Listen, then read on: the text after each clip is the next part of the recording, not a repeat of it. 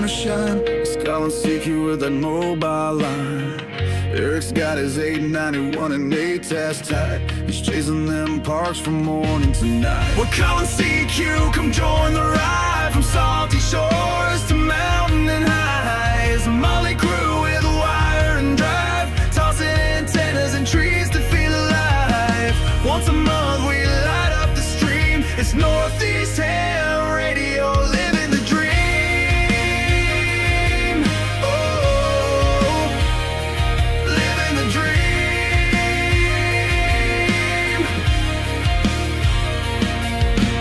Izzle's in the woods with a stogie lit. Got his logbook down in a chair that fits. But toss him a chip with that barbecue tang. You'll get a ran in the Hamburglar fang. Matt builds them tough and tunes them clean. Reliance hits like a well-oiled machine. Toss a wire in a tree, no need to prepare. 5-9 signals floating through the air. We're calling CQ, come join the ride. From salty shores to mountain highs. A motley crew with a wire and drive, tossing antennas and trees to feel alive. Once a month we light up the stream. It's Northeast Ham Radio, living the dream.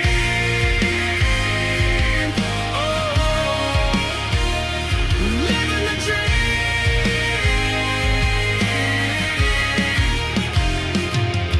Salty walks got tales from the ocean tide, with the sailor's grin and that coastal pride. He wrote the book on waves and wire, a Rhode Island soul with a northern fire. If it's broke, Rob's the guy to call. He'll tear it down and rebuild it all with a scope, a smile, and zero fear. He's the reason half our rigs still cheer. The route rolls deep with a pack and a plan. Sky above, ground below, mic in hand. From jump zones to parks, he's living it loud. Still grumpy as hell, but making us proud. We ain't perfect and that's just fine. We miss a few calls and forget the time.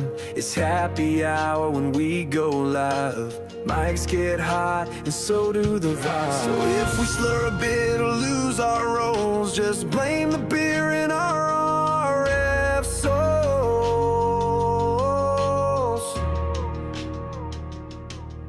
Marvin's got the badge and the winter plan. He'll brave the cold with a rig in hand. When the bands are rough and the tans are low, he's the ham radio guy putting on a show. From Rochester's Edge with a voice so clear, Mike's rocking AM on the modern gear. He's hitting the air with that VHF bite and logging POTA till the stars say night. Todd's blowing finals at field day again. Still a proud general, won't let it end. Talks baseball more than he checks his SWR. They'll snag that contact from a mile too far. Let's roll slow through the woods and mud. Mass plates on the FJ, tires chewing the crud. He'll find the path where the signals roam, where the calm CQ from his overland home. We're calling CQ, the signal's wide. From the coast to the pines on the mountainside. We're a band of hams with stories to share, tossing wire and trees, putting watts in the air. Once a month we fire up the screen. It's Northeast Ham Radio, where legends convene. Antennas and trees and friends on the air, for signals we chase and the stories we share. We laugh, we learn, sometimes we swear, but every month you know we'll be there. This is Northeast Ham Radio. Pull up a chair.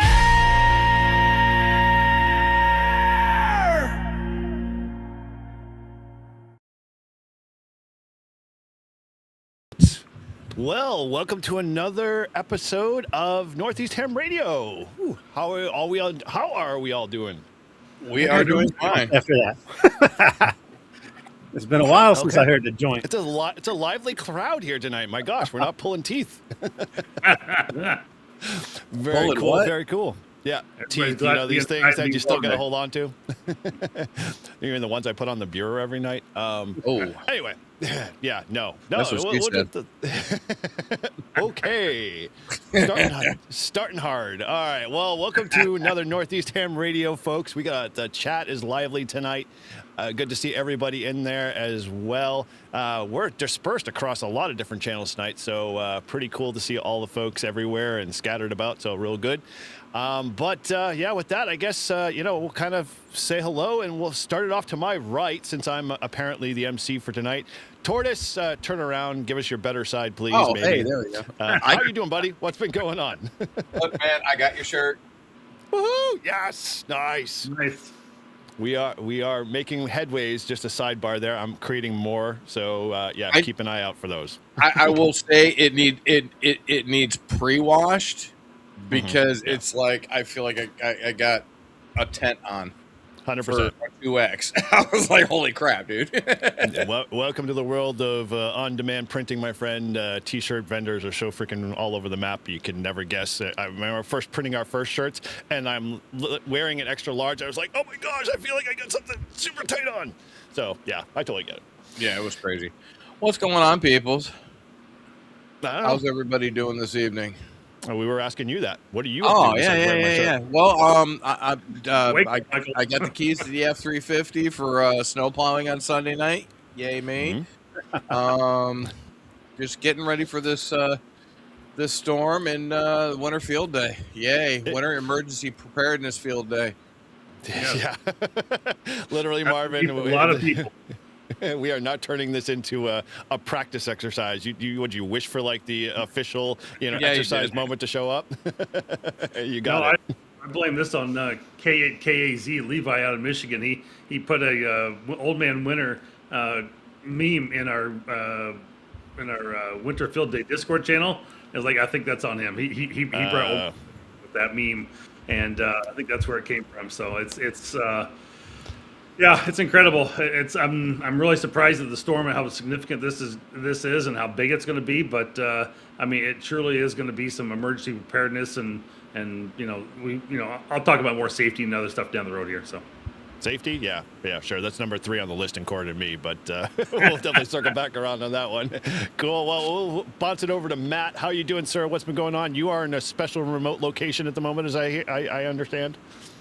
Mike should have sent me the Starlink because my internet's kind of garbage. I keep dropping once in a while. But yes, I'm at a cabin here, Lake Nakamixon, with my club, Whiskey 3 Oscar India. And if I pan the camera, they might not want to be on there. Put your clothes on. Someone left over there, and then we had the last one doing FT8 right here. So we're doing POTA activations because it's a park. I got K1L watched earlier.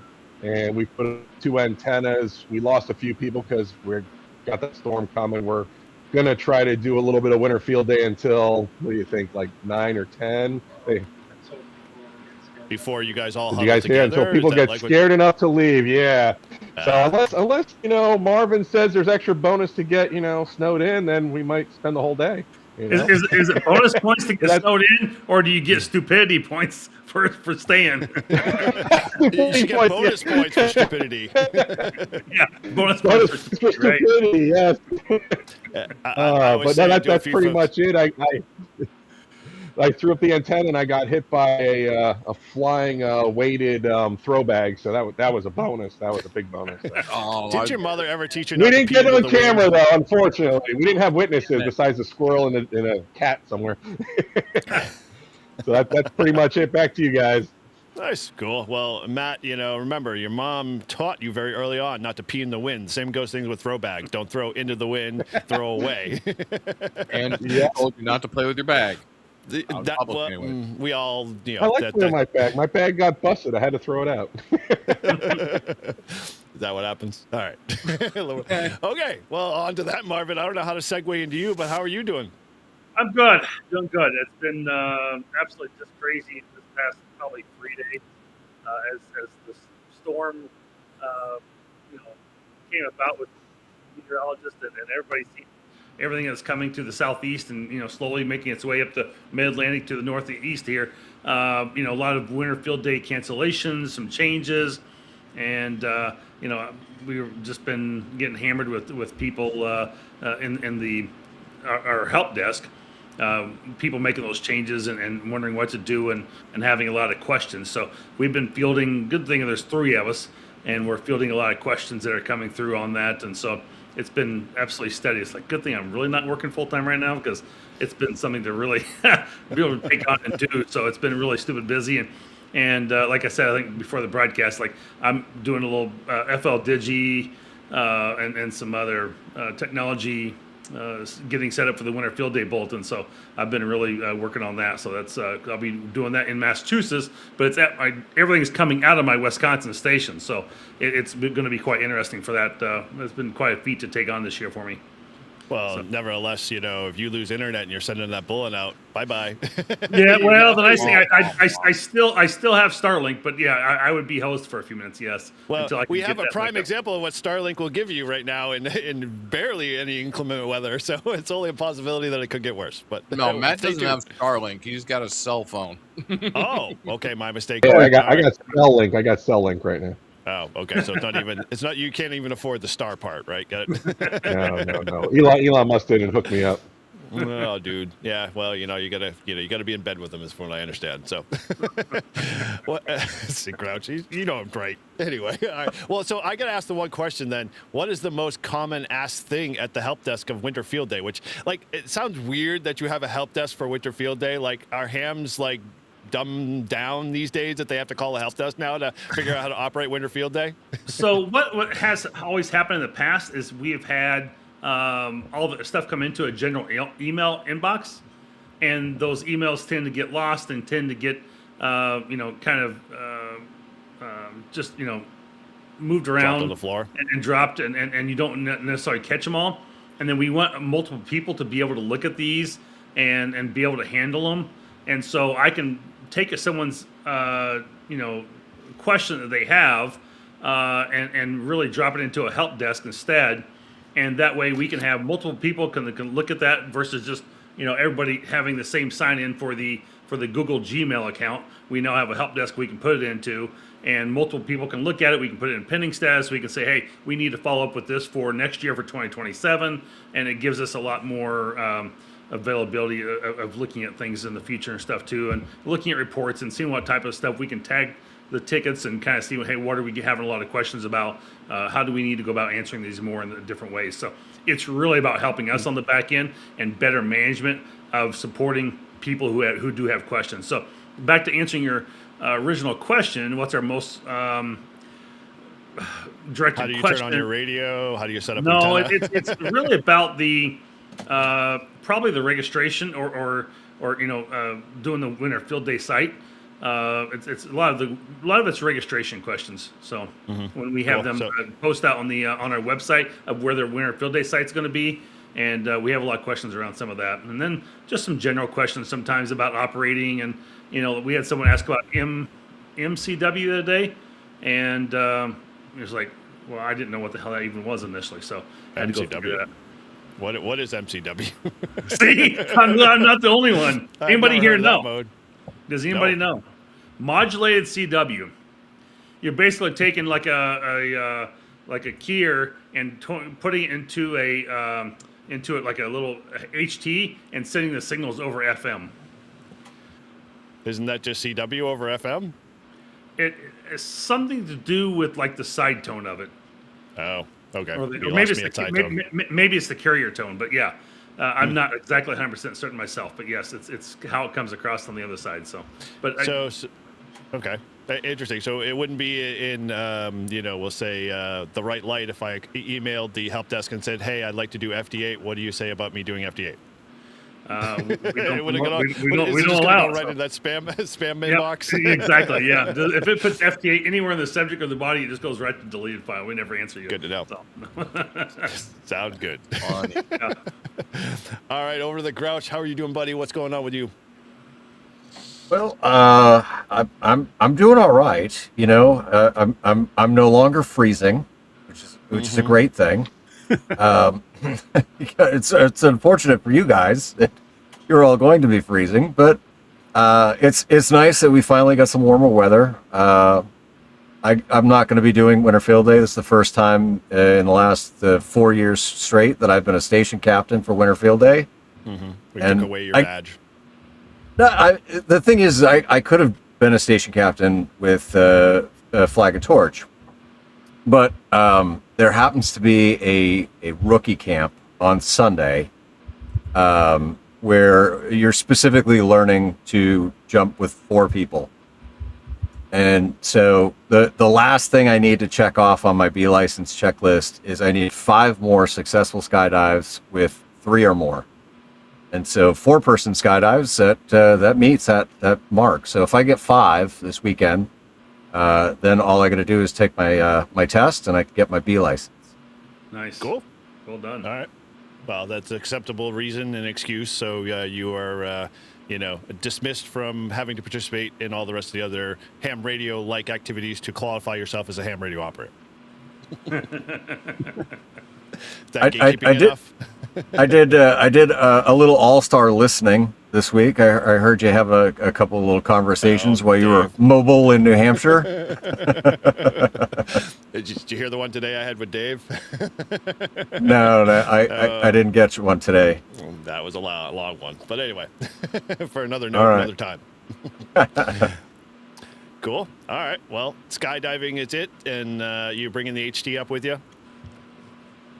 I might do a jump or two tomorrow with it.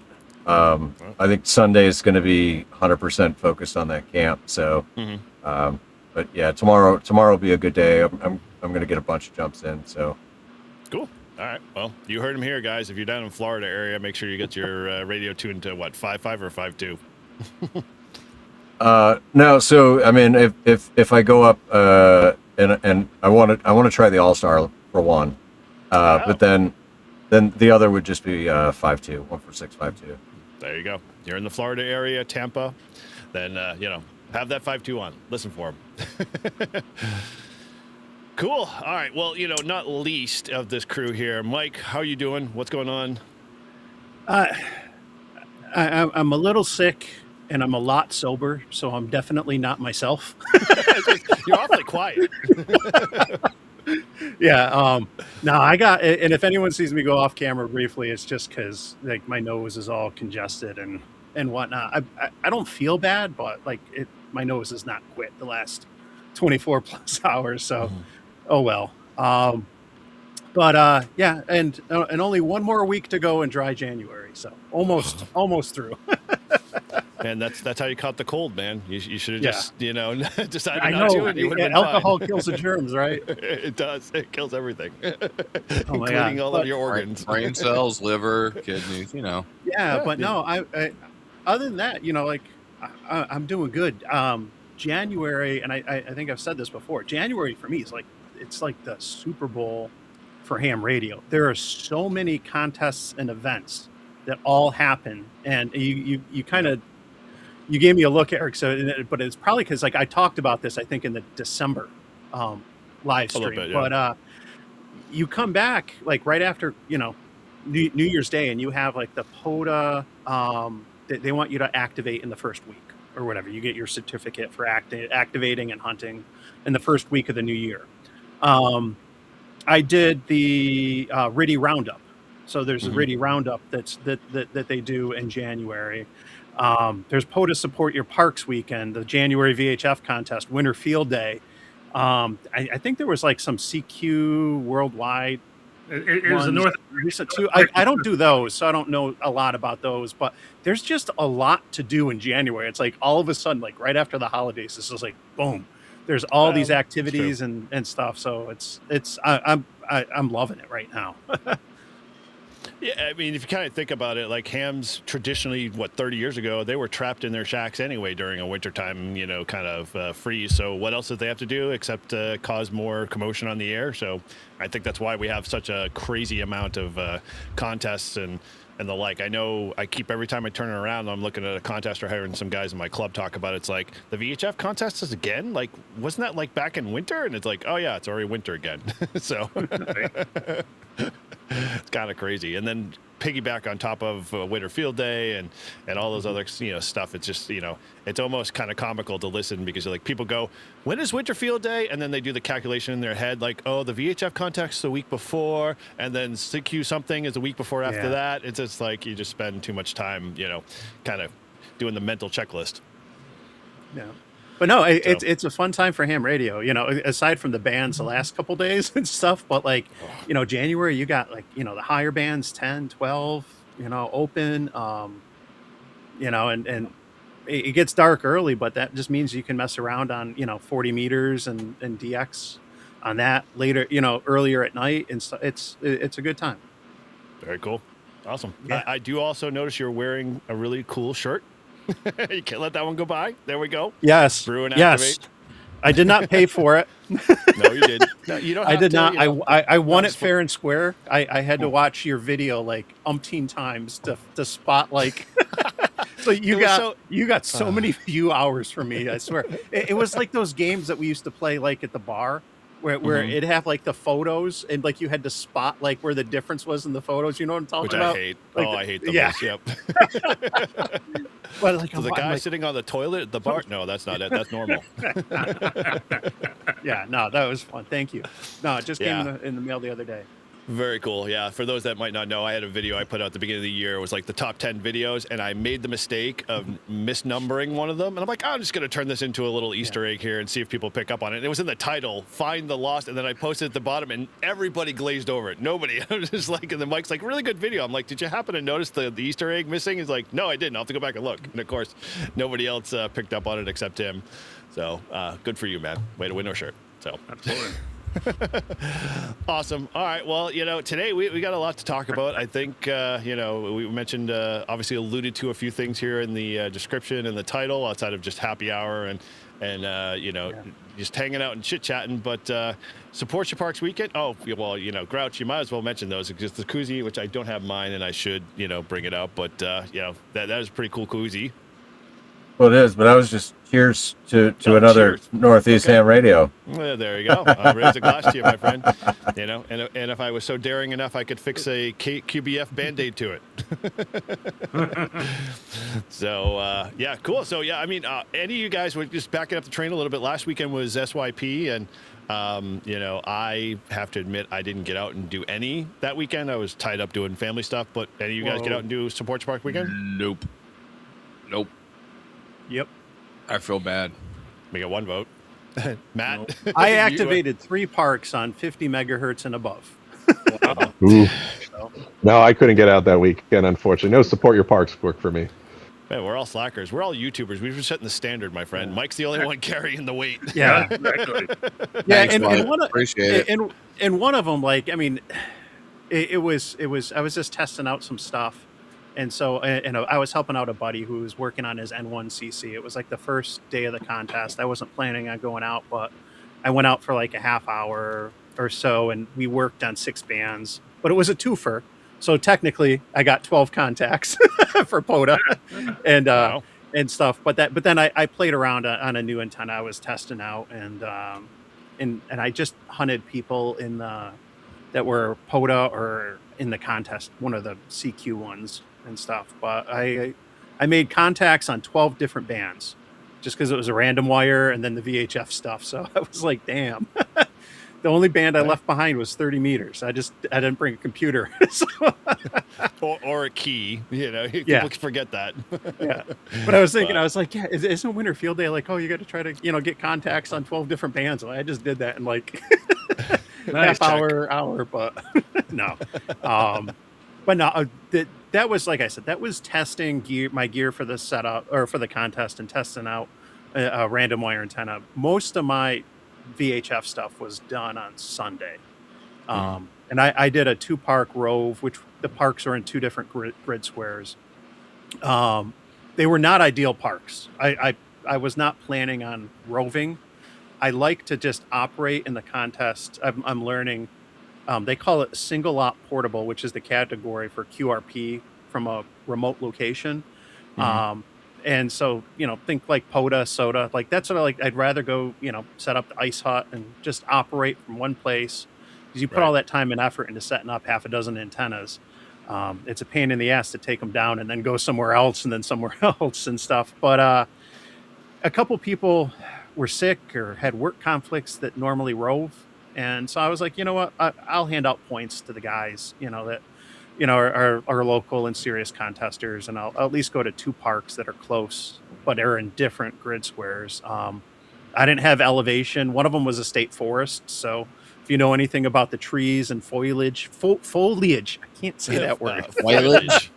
Yeah, like well, I kind of was like, this will be a good learning experience for me because I struggled on 23 centimeters on 1.2 gigahertz. That was not working out at all. I'm not surprised because of the locations and stuff, but I figured it'd be a good opportunity to learn, and at the end of the day, I had fun and got a bunch of contacts in, and like I said, it's a learning experience for me when you go out and you play on some of those bands in those conditions. But setting up, and I just finished the video today. It'll be out in the next week or so. Like I'm operating so many different radios and antennas. It's just nuts, but it's fun. It's fun. Yeah, dude. Well, why otherwise do it? They say, right? Yeah. Cool. Well, thank you for taking all of that burden on and helping the rest of us slackers here who physically claim that we love to do POTA, but God forbid we actually get out of the comfort of our chairs here or get off live streams to go out there and play a little ham radio. Sorry, I'm just throwing it on thick here. All right. Well, we have to talk about the big white elephant in the room here, obviously, since none of us really have any more to contribute to Support Your Parks weekend. What are we calling this officially? This big giant, 20-mile radius storm? Is it Snowmageddon? Is that the new official title? What? 20. It's a storm that 20. I don't know. It's like super like long. 3,000 miles long. Is it? You mean Yeah, something 2,000 like miles? Yeah. that. Yeah, something like It's that. it's the giant cock that's gonna fuck New England. There you go. We'll talk to Ryan Hall, y'all. Ding, Make sure ding. he says that next time when he's doing his live streams. The giant cock that fucked New England. Grouch is All going right. to do his own weather channel soon. Oh, that. Yeah. He'll be I worse than- think that the you call them like the mid-Atlantic states, like the Virginias, the Marylands, DC. like I think they're the ones that are going to probably struggle more. Like we can deal with it. Like we're used to getting lots of snow or the cold, but you start getting snow down south. And I got a lot of friends that live in like the Richmond area and stuff like. We're getting to get ice, dude. They cancel everything because they can't remove it like we can. So Well, that's right. They can't remove it, but the problem is they're getting ice either before or on top of it, and we're not necessarily getting the ice up here. the ice sucks. Yeah. We're just going to get a lot of snow, so it's one of those things that there's not much anybody can do when you get a lot of ice, and that's going to suck. But that's that's where your hazards start to come in, because it's going to take out telephone poles, it's going to take out trees, it's going to take out a lot of other things and vehicles on the road. So it's going to be bad. I mean, we're going to see a lot of news video footage over the weekend on all this. I was gonna say, what's the over/under on all of the amazing craziness? Like they'll never seen it before in their entire life, kind of thing. Like ice as thick as a shoe sole or something like that. I mean, I'm like, come on, dude. I grew up here in New England. Remember 25 plus years ago that stupid ice storm that wiped us out for 4 weeks? I mean, it was like that was tough, but it was only tough after the 4th week. Right. That was what, 05? Yeah, that was a long. Yeah. Thanks. Wow. Yeah, that was a really long time. It was 20 years ago. Wow. Holy moly. Wow. Yeah. So I don't know. I know Paul can't obviously put in for predictions, but I'll let him do it anyway. What do you think we're going to be getting slammed with up there? I think you guys are going to get hit with a bunch of snow and then the freezing rain to rain on top, and it's going to be just a nasty, heavy, wet mess. We're long ago. I'm looking at just snow. I think we're just talking snow up here. I mean, if you're going to go down to the Carolinas and Virginias and down back towards Texas, that's where and Tennessee, Kentucky, that's where you're going to see the ice storm. But once it kind of gets up a little bit past that mid-Atlantic up into the Northeast, it looks like it's all snow coming from there. So a lot of the main part of that system is going to go out to sea where the rain is, and the prediction doesn't really look like we're going to get the ice. So, but the south is, and the southeast there, that's where it's going to get hit. So, Man, it's gonna be nasty. Yeah, I mean, around here, I know, like, it's kind of funny because we had that proverbial roundtable discussion in our club to decide whether we were going to cancel Winter Field Day altogether and kind of put a kibosh on, you know, some of the diehards in the club that wanted to go do it. And the conversation was like, okay, well, you know, what are they going to be faced with? And that wasn't really the snow issue for us. It was like we looked at the temperatures and the norm without the wind chill was like 1 degree. And I'm like, oh, this is going to be real fun. You throw in the wind and it's going to be like -17. So, like, yeah, it's Antarctica all over again. Hell is frozen over. Field day is going to be fun. Come hell or high water, hopefully. Well, hell, Michigan might freeze over. We had one person go, well, you know, why are you guys continuing on with this event? You know, and it's like, you know, this is dangerous for people, this, that, next thing. But they went on a little bit of a rant.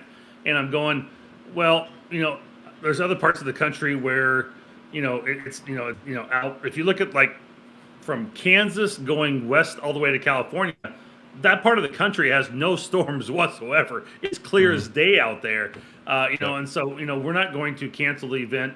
You know, emergencies don't, you know, take, you know, calendar dates.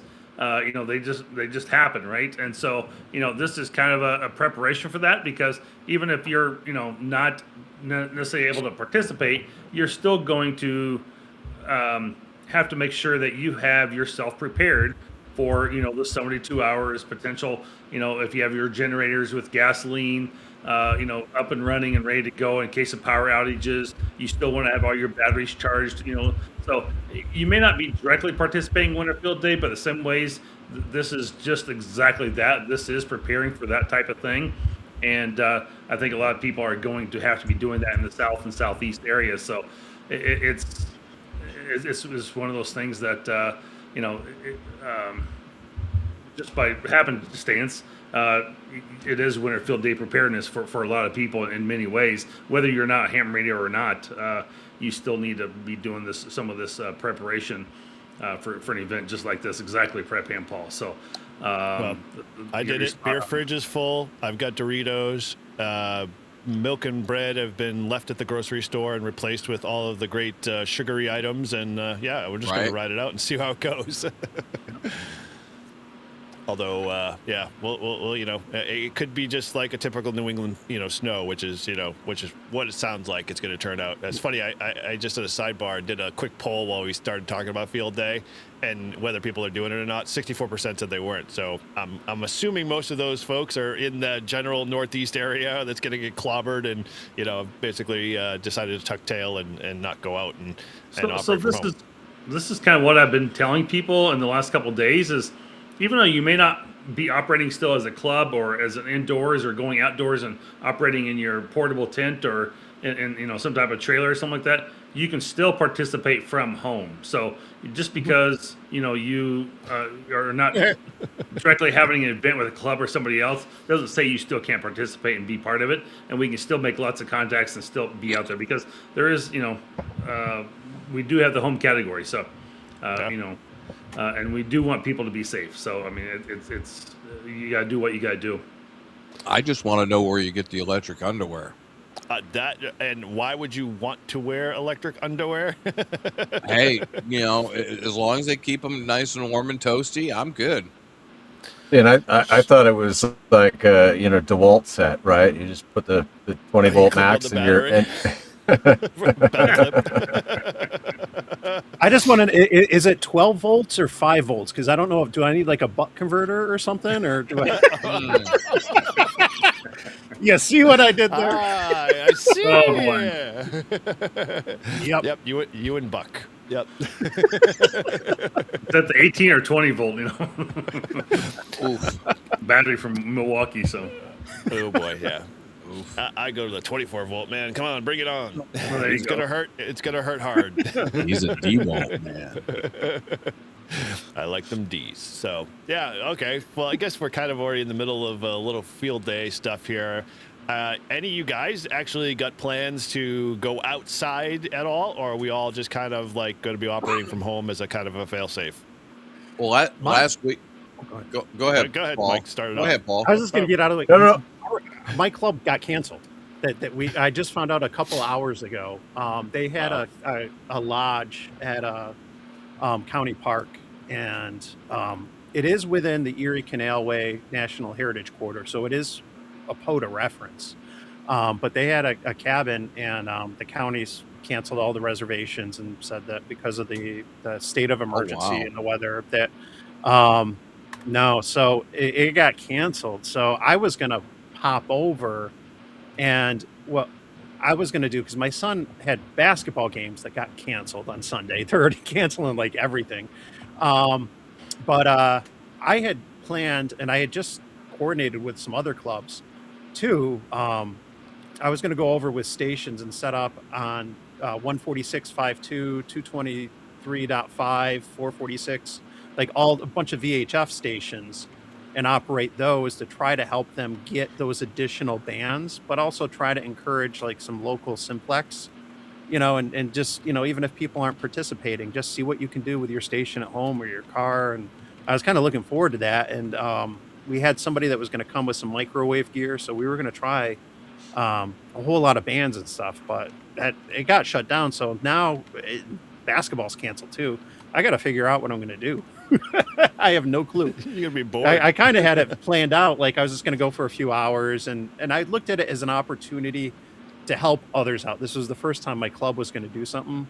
Well, I kind of looked at it as an opportunity to maybe, give people an opportunity on 1.25 meters or 33 centimeters and some of this, some of the disused bands. But oh well, we'll see. I'll figure it out soon. Well, we know Grouch isn't participating per se, but yeah, if you got, I'll be outside all weekend. Okay, right. Radio in hand, maybe not. We'll see. Well, Tortoise, what's up with you? I know you had original plans that you were gonna have a big party, but then that got. Oh yeah, that got the what they call the kibosh on like Sunday or Monday. I'm just looking at the weather, and I knew it was going to warm up, and I knew it was going to melt. So I knew my yard was going to be a swamp, and I was like, "All right, let me make a decision here." And I had Rabbit coming up. N3 EMT was coming up. Who else was coming up? Chris and Parker, they were coming up from Cape Cod, and I had the camper. I was going to rotate the big camper. Propane, everything, bathroom, the whole 9 yards. We were gonna throw antennas in trees and have a blast. And I started looking at the weather, and I was like, dude, I don't want you guys getting stuck on the 95 corridor coming up. So yeah, I'm calling it. And Chris and Parker, they've got a snow plow. They got to plow snow down there in the Cape. So everybody was like, nope, not doing it. And I said, okay, well, it worked out. So. Now, I didn't want anybody coming up, but we were going to have a nice little camp out in the backyard, and it was going to be in a camper, so it was going to be mobile. Right. I wasn't going to cheat, And the rules. No, it's got wheels on it. I can hook it up to the truck, and I can move it. It's mobile. That's right, it's mobile. It's mobile. It's mobile. I just wasn't going to pull it very far with the FJ because that damn thing weighs 3 times what the FJ does. You got the F-250 there with you right now, so. No, I've got the 350. It's at work, 350, and I've got the little Chevy Silverado 1500, and yeah, that ain't moving it. Very cool. So. All right, well, so then if you're not going to be doing the big shindig, you're going to play at all in Winterfield Day? Yeah, I might throw the radio on. I got to change my registration for Winterfield Day to one going to be in the house. All right, I'll just. Oh, Marvin, you don't have to do that. I can do it. Note update. Is it under your call sign? Yeah. I'm just Do you want my call sign? What No, he's I'm giving you, man, what first rate service there. You never see anybody Look from at this. Summerfield The Day president doing of Winterfield Day. I hope that everybody goes into the comments and starts complaining that Michael's getting preferential treatment. Treatment, exactly right. So if we know he ranks higher all of a sudden in Winter Field Day stats and scores, we know what happened. Yeah, right. It was mistyped. His station went from 1 indoors to 100 indoors. That's hilarious. Right. Even 10 indoors. Holy smokes. Yeah, that's a lot, man. I don't think I could handle even 2. Marvin must be on a notebook computer or a laptop because every time he types, the screen bounces. Oh, yeah, it was. Yeah. We can hear it. I see it. Marvin, you didn't have to do that. I was going to do that tomorrow. It starts at 11 o'clock tomorrow, and I'd rather just get it off my list so to save myself a help desk ticket. I wasn't going to send you a help desk ticket. Are you saying he's not smart enough to go in and fix it himself? Obviously. Well, then, well, then you're really in some trouble. Then I can only imagine how many help desk support tickets you're going to get to help Tortoise upload his ADI file. Thanks. Do I have it in the right format? And we'll see how that one goes. All right. Well, with that, I know, Matt, you are obviously already on site doing said field day, so you got some brownie points there, my friend. So you going to stick it out the whole weekend, or are you just going to try to just go as far as you can? We're going to stick it out as far as we can. What do you think, guys? Hang on. We got the club here. Are you going to stick it out the whole weekend? Stick it out? Do they have you Let's see. Let's go to Scott, KB3YOT. So we were planning on operating until 8 a.m. on Sunday anyway. Can you guys hear him? Because we Yeah, have we to am. be out of the cabinet by 10 a.m. So if we're going to monitor the weather, and if it looks like it's starting to get then we'll close down before 8 a.m. But we were only planning to operate until 8 a.m. on Sunday. So, and that's just for logistical reasons, because otherwise we've got to rent the cabin for an extra day, and the club didn't want it. They just wanted to do Friday night to Saturday. So that's kind of what we're doing. We're gonna monitor if, and I think, at this rate, it looks like we're gonna have half the number of people that were here our last 2 years. So Yeah, they bailed. it's a shame. It is what it is. I can understand we want people to be safe. I would say about half of our members are in that elderly category. So want to make sure that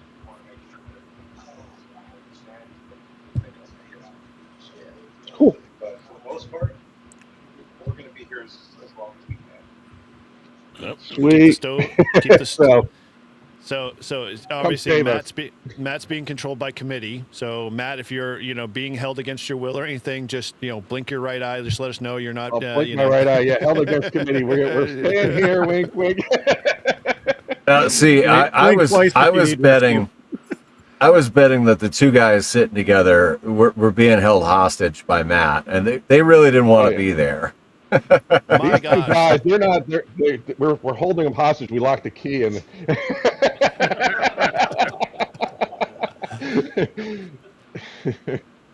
Very cool. Well, hey, Chris, good to see you. Welcome. You're actually right on time, my friend. Right on time. Speaking about being held against his will, why are you in the basement? Because that's where I'm at. Oh, okay. That's where his wife thinks he's at. Yeah, exactly. Very cool. Well, well, there we go. Okay, good to see you. Well, since you're really late to the show and we're just talking about Winter Field Day, now that your host has decided to bail on you, what are you up to for Winter Field Day yourself down there in the Cape? Well, I have been told I'm on call. Oh, full screen. Why is there no picture? Ask Paul. He's got the controls. I was trying to give him the show. So, by the sounds of things, I'm going to be plowing for about 24 to 48 hours. So, Wow, dude, that sucks. Yeah, You guys have rough ideas how much you're going to get down there? anywhere from 10 to 18, they said. Wow. So, definitely going to be fun. See, I remember a conversation with my dad before he moved down to the Cape. He's like, son, I'm going to sell my snowblower. Do you want it? I'm like, why? You're going to sell your snowblower? You're going to need it when you get down there. No, we're never going to see snow at all. And literally, he's been down there 10 years, and almost every year he's seen snow. And I'm like, you just screwed yourself. Oh, yeah. So totally get that. Yeah. But so you're going to be just basically on call. So you're just going to kind of sit around. You're going to play any radio at all, or? I did move my 500 into my plow truck. So I remote headed it into the plow truck, which is going to be fun. Before that, I'll be on the bands and making sure everything's working at the house. Parker can play around. Cool. Well, hopefully he'll get on the air and make a few contacts. Yeah, definitely. He's going to do Winter Day Mobile from. That would be kind of cool. Yeah, I was thinking about putting his 857 in the truck, but I don't know how that would go. Yeah, mount that in there with the ATAS or something. If you got HF at home, there's no reason why, you can't just say, hey, it's in the truck, and if you're looking for a Parker, you got to come with me. Right. So. You be my co-pilot, work the bands. I'll record the logging while I'm plowing. Yeah, exactly. So. Yeah. Very true, Peter. Yes, time to buy a snowblower when you don't need a snowblower.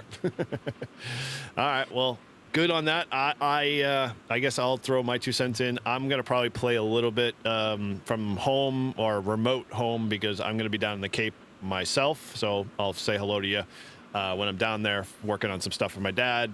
And so I'll be down there and I may, fire up HF for a little once in a while on the mobile, but, I can definitely remote in and play FT8 for, the fun of it. No, just kidding. Sorry. JS8 call. And try and make a few contacts there and have some fun with it. But I'm just going to be handing out points because I don't think I'm going to have enough time to dedicate, just really sitting in front of a console for any length. And I'm sure by the time, all of the snow shows up and stuff like that, that I'm going to be long gone back home anyway. So, yeah, it'll be a very small, short operation. Although our club members here are dedicated, folks. Tim, WM1H, you might know him. We've had him on Live Free Ham a couple of times. They're all gung ho. They're bringing everything with them, the buddy heaters, double layer tents, and they'll have all of the accoutrement to stay nice and warm. And some of our club members might stop by to say hello. But they won't be staying for long because, as we all know, being in a ice tent, it's not that roomy. Although there is some space, but once you start loading stuff up with it, it becomes very, cramped fast. So we'll see how they do. But yeah, if you're looking for someone to hunt in the Northeast, look for N1QC on Saturday. That's our club call. So there's one thing I have to kind of rain on your parade a little bit, Eric. Winter field day rules indicate your radio and everything all has to be within 1,000 feet of each other. Oh, that's fine. But I have my radio right next to me in the truck, so that technically counts based off you Tortoise's can use that one. Yeah, command. I'm just saying you were talking about remoting back into your flex and doing a little bit. I'm planning on doing the remote and flex, but I have a radio. I'm falling in the rules there, Marvin. I have a radio next to me within the 1,000-foot circle, following Tortoise's camper on wheels. Hey, no. There's no stretching the rules there, sir. I'm not bending. All I'm doing is bending. I wasn't bending. It's got 4 wheels. It moves. It's mobile. That's. I've got HF. I'm not bending. Prove me wrong. Anyway, so we have no idea which radio you were on, really. You will not. Then yeah, exactly. That'll be pretty much it. My luck is I'll forget my flex will be off, and when I leave here and at do 5 not in the morning. be like Eric. Do not cheat. Wow. Okay. Well then. That is not me. Nope, that's not me. So, all right, who's gonna fess up? Who dat? That's me. Chris. XYL. Thing out of the way. I'm a sad ham. I said it. Yes. Anyway. So, all right. for myself, my own operations, because I have to do the Winter Field Day Bulletin at, I think it's like at noon and 6 o'clock. I'm trying to pull the times off the top of my head here real quick, but I think that's what it was. is I'll be doing that obviously from a remote operation standpoint because I can push over 500 watts from my remote station. But I'll be doing a lot of it just off the indoors of my place here in Massachusetts. So I've got a little buddy heater with a propane tank, and I'll be throwing that on and trying to stay warm and operating, from near the house there. So, but yeah, Okay. it's Are you planning on operating more of the J8 modes like you did last year, or are you gonna do? no, more I'll do sideband? single. I'll do more sideband. I probably go visit the club locally too. There's my local club's doing something on. I don't think they've canceled at this point. I've not seen them say they are canceling. So they're only operating from like noon to 6 anyway tomorrow at some Masonic lodge. So I'll probably go visit them for a little bit too. So I won't get a whole lot of operating in myself, but I'll try and do a little bit for sure. So Cool. Yeah, like I said, that'd be I fun. just got to make sure I'm around and at the times for doing the Bolton. So What club are you going to check out? the Hampden County Amateur Radio Club. It's my local club here. So we're gonna go. They actually decided to do something this year. So we're gonna see what they got going on. So What are they operating as? I think it was like either 1 indoors or 2 indoors. I think it's probably 2 indoors. Hey, So- Tortoise, can you look that up for him? Because I know he's a little tied up conversation. If you have access to his spreadsheet, can you confirm that just to make sure? No. Yeah. Oh, okay. I know. I figured if you had, priority support from Marvin Direct, like you'd have access to all the same stuff Marvin does. You're absolutely. I know. You're absolutely right. Sometimes Hey, there hold is. on, let me look. You're the closest to me. Oh yeah, and I totally forgot. Mike, since you're sitting right next to Paul, you have to do hard hands with them. I was told by Shannon it has to happen at least once tonight, so Paul feels like he's still, a man. don't grab him like you're handicap over the looking shoulder thing is that, area. Mike? I know. Mike, not the Angry Bird. Come on. Yeah, Shannon, it's been achieved here. We're all done. There you go. So, All right. Okay. Now we can end the show now. We're good. No, I don't know. So, yeah, I mean, it's interesting. So, I'm trying to think of, like, we sound like an interesting bunch. I mean, obviously the weather is the one squashing a lot of our activations and stuff, but it is kind of, just the nature of stuff, and it's kind of a bummer.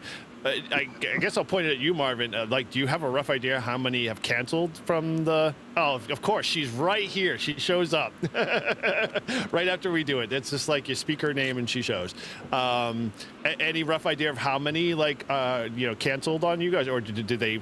Are you required to report that you're not canceling if you already posted you're registered, or no? No, not necessarily required. I mean, it's kind of on the honor system for registering and if you need to cancel or change. But some people have said, hey, you know what? We were going to do a club thing. We're canceling now. Everybody's going home. We had somebody come in and say, hey, we're going to do this as a club, kind of an aggregate score thing. I was like, we don't do that anymore. So, but I'd say number wise, I've probably seen close to 20 different changes, but I know there's a whole lot more than that are out there that have probably canceled that we're just not hearing about at the moment. But I'm sure there's a lot more. And I just real quick on the homepage, I was going to say we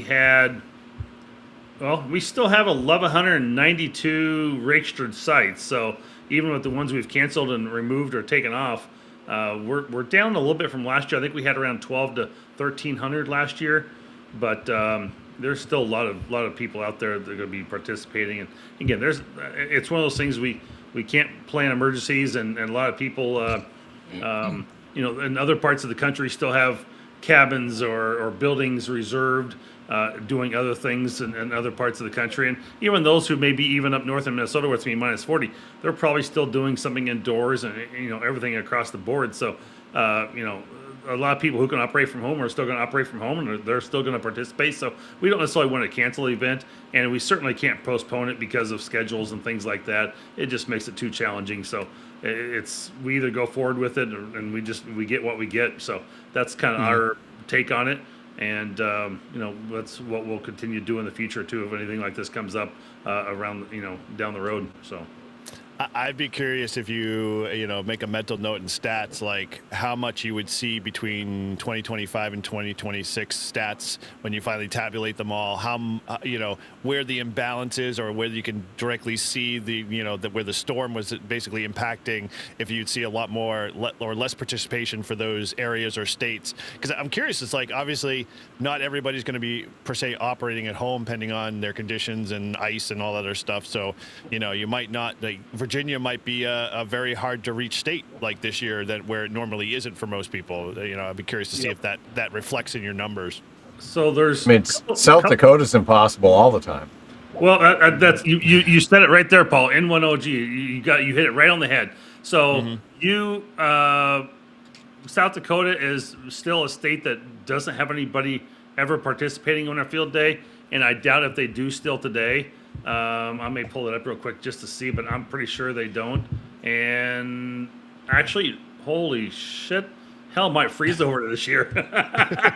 There's actually 2 stations that are registered for South Dakota. I've never seen that in my life. So that is usually, I mean, they have literally had to come up in the last week because they are not as a private station and a public event.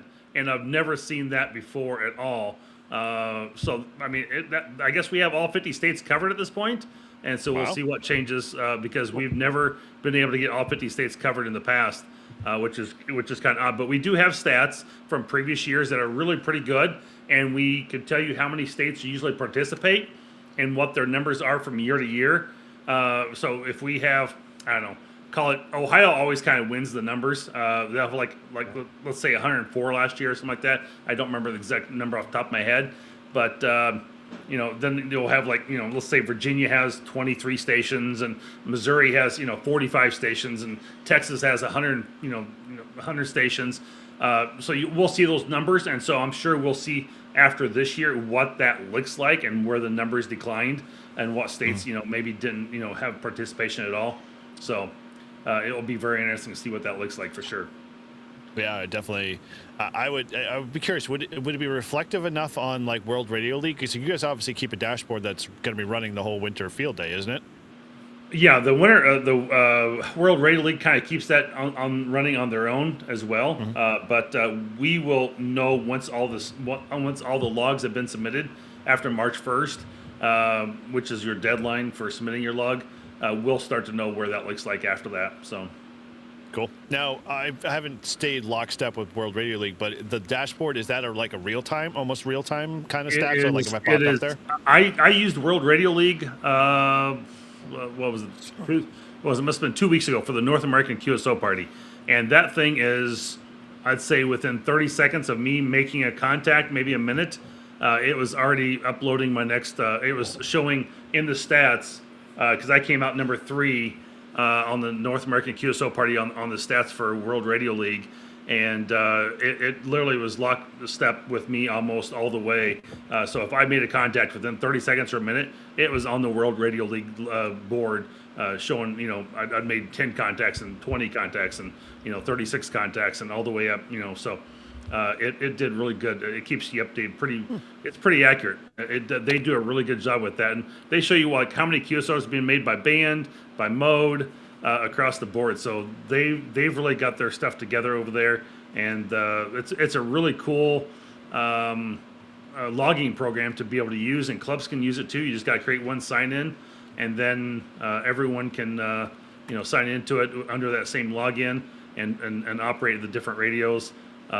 So they're really excited to partner with us every year on this.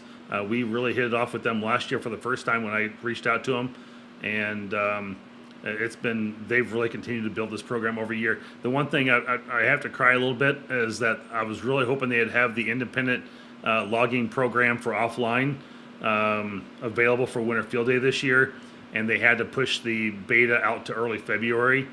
So they're not quite ready to go with that program yet for having it on your computer for Windows. I'll call it the desktop version. So it's not quite there yet, but it's really close. But it is a good program to use overall, and it's really cool to see how your stats are comparing to somebody else. And like I said, I used them during the North American QSO party, and it was really cool. I was like, damn, he's got 69.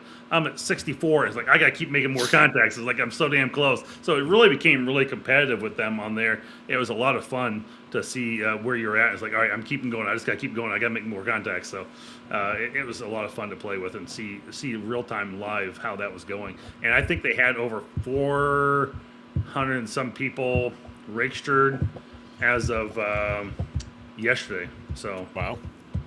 Yeah, so there was 142 that was registered for North American QSO party, and so they have over almost 500 registered for this. So it's going to be huge. Nice, dude. Well, then I will have to Question, monitor Marvin, that. about World Radio League. Can you submit your log directly from the program, or do you have to like export it and then go separately to Winter Field Day to? Yeah, unfortunately, still at this point, we've not figured out how to do an integration with them. I'm just curious. I've never used it. That, but it is something that we would like to be able to see where you could take your log and get it right into our system potentially. So because there are so many more people joining this, I mean they've had just explosive growth with it, and so yeah, I'm sure maybe down the road we'll be able to do that. So. Hey, and Eric, on what's neat is with World Radio League, you can have the club call and then the operator's call separate. So but it only works if you're logging on that person's computer. So you can have the club call and you're logging as the club, but you can also have the individual call too, which is nice. Yes. Oh wow. There's all that. There's 641 people contesting in the World Radio League tomorrow. So that's huge. Yeah. I might have to check it out. I've been saying this, and I was real tempted because I think, if I understand right too, I know that they've been big with Winter Field Day, but I think that they have the VHF contesting in there now too. They have, I think, almost every contest you can come up with in there. And that's always been a challenge for me. Whether I use hammers or polo, I have to, and especially like this past weekend where I'm at multiple parks and I have multiple logs, I got to go through and I got to clean stuff up before I submit it to POTA, because if I'm logging people who are rovers with like stroke R and different things like that in their calls, I got to clean that up. Then I got to submit it to POTA, but then I got to go through and I got to get rid of a bunch of fields and clean things up for submitting it or combining and then submitting it for the contest stuff. It's not smooth at all. So but, a couple of quick things is, one, I became a lifetime member of World Radio League, so I've got their premium program now, which is great. But some of the things, like similar to what Sebastian has done with Ham2K, where you can take into MAK, N3 MFL, and you can just hit comma between the two if they're both operating at a park, and then you just hit enter, and it will create two separate entries in your log for both of them. So, which is really cool. And then, like, if I'm a hunter, I'm here at home, and I type into MAK, and you're in a park, US 1, 2, 3, 4. It automatically goes out to the POTA website, sees your call sign out there, and says, "Oh yeah, he's at park 1, 2, 3, 4." It automatically puts that into my log for me, and so it's pulling that POTA data constantly into the system for World Radio League. So all I got to do is type your call sign 5959 and hit return, and I'm good to go. So yeah, so it's really slick. And if you're out and about and you're using like the tablet and you've got like cellular Wi-Fi service, you can also, it will detect what park is near you, very similar to what Sebastian's done. So like if we do the 24-hour POTA, Eric, it'll be stored in the cloud, and if we log into it, each individual computer will be logged into the club call, and they will be able to save it directly to the cloud. Hey, Mike. When they come up with out of beta with the offline logging, then we could talk, because I guarantee, no matter whether it's in the cloud or not, if we have no internet where we're at, guess what? Dude, you we get will to become part of Loggate. we will have internet. I will buy more Starlinks and just I'll just mesh every last one of them together. You're one of those typical hams that have 19 antennas on the top of your car, right? You're damn right. No, I just have 3. Just wanted to clarify. Nah, it's just a big old box on the top now. Yeah. I can't afford antennas in the woods because you get them knocked off, you're done. You're done. Yeah. And just like Hillbilly Ham says, the portable version will work online or offline. And so what happens if you're offline, when your computer connects back to the internet, it will then upload that data right to your log for you. So I have to give it a look. So yeah, it's definitely worth it. Just use code Ham Radio Guy. Save yourself 10% if you want to sign up for a subscription service. Shameless plug. Oh yeah, absolutely. I got to do a little capitalism in there. So Here we go. Money talk. that's right. There you go. Nice cue there, Paul. Oh, nice. So, I mean, I'm just trying to be helpful. I'm just trying to throw suggestions out there. Hey, we'll try it with the 24-hour POTA that I'm doing. See how it works. Yeah. There you go. So, all right, if we're talking loggers, then Matt, what are you guys running there? What do you look? Yeah, Matt. Sorry, I mute. We're using blink twice the if you're logger in gate trouble. log. We're using N3MFJ. Yeah, okay. Nice. You networked it all? You're just single? We're using a one of those GLI net travel routers, so that's what we're doing for networking. So everything's off, grid kind of. Are they all pointing to the correct server, sir? Yes, they are. Okay. But we lost so many people for this weekend, for this, event, because they're all scared of snow except for our hardcore hams, Mm-hmm. So we're going to keep it alive. So we're appreciate going to it, have man. 3 antennas, 3 stations, but now we're down to 2, so should be good. Do you have bandpass filters set up or anything, or you running without Nope. filters? Unfiltered? Nope, running without filters because we're running non-resonant antennas. We got the modified Rybakov with a hybrid counterpoise, and then we have an end-fed random wire with inspired by you, Mike, to do 160 through sticks. So, and both of them tune 160. So we're not going to have any issues there. You can't possibly. You're not possibly. Antennas.com. You can't possibly using those N3 VAN antennas, are you? Possibly. I don't know. Maybe. How do you have the Rybakov set up, the 90-something foot one that you did? So what do I do with the 90-some foot? It took a while to get the wire up in the tree, but so we have the Rybakov about, I don't know, what do you think, like 6-7 feet, 6-7 inches off the ground, and we have a 93 foot radiating element. It goes up, I think, probably 45 to 50 feet straight up to a tree branch, and then over a little bit. So it's like an inverted L, and then we have. I messed up the radials. I was supposed to have 5 radials. I was supposed to have like 5 radials, but it turned out to be 4. So I got a 66-foot radial, I got a 33-foot radial, and then 2 17-foot radials. And that baby tunes so fast with we're using the ICOM IC705 with the H705 tuner right now. And I think, what are you still on 30 meters doing FT8? He switched to 40, but we were doing 30 not too long ago after Mike mentioned 30 meters. I told him, switch over. So it works great. And the only one that had some feedback coming back was the random wire. So I threw one of my baby chokes on there. So since we're only doing QRP, and it worked great. Cool. Mike, ABC, right? Yep, always be choking. Ape was in the chat earlier. He'd be happy. Always be joking. Yeah. Always be choking. I just ordered myself some ARB cable. See Just how plain old ARB cable, or did you get it sheathed? I got the red, white, and blue. What, Is they Is have that a the red, white, ABR blue? or ARB? AR, yeah. ARB. Is that- What'd I say? No, It's ABR Industries. ABR. Oh, for shit's sake. Alpha Okay, Bravo Romeo. Yes, I got ARB the is the ABR. That's Chinese the Polish version. folks. Yeah. The So Polish version. ARB cable. I got the built-in chokes, and I didn't even see the email. I ordered it on the 18th, and I saw the email yesterday. And said, "Which end do you want it on?" And I'm like, "I want it on the SO 239 or the PL 259 end." And I'm like, "Why would you have it on that end?" So I don't know, but it's red, white, and blue. So we'll see what it looks like. Put it on the left side. Yeah.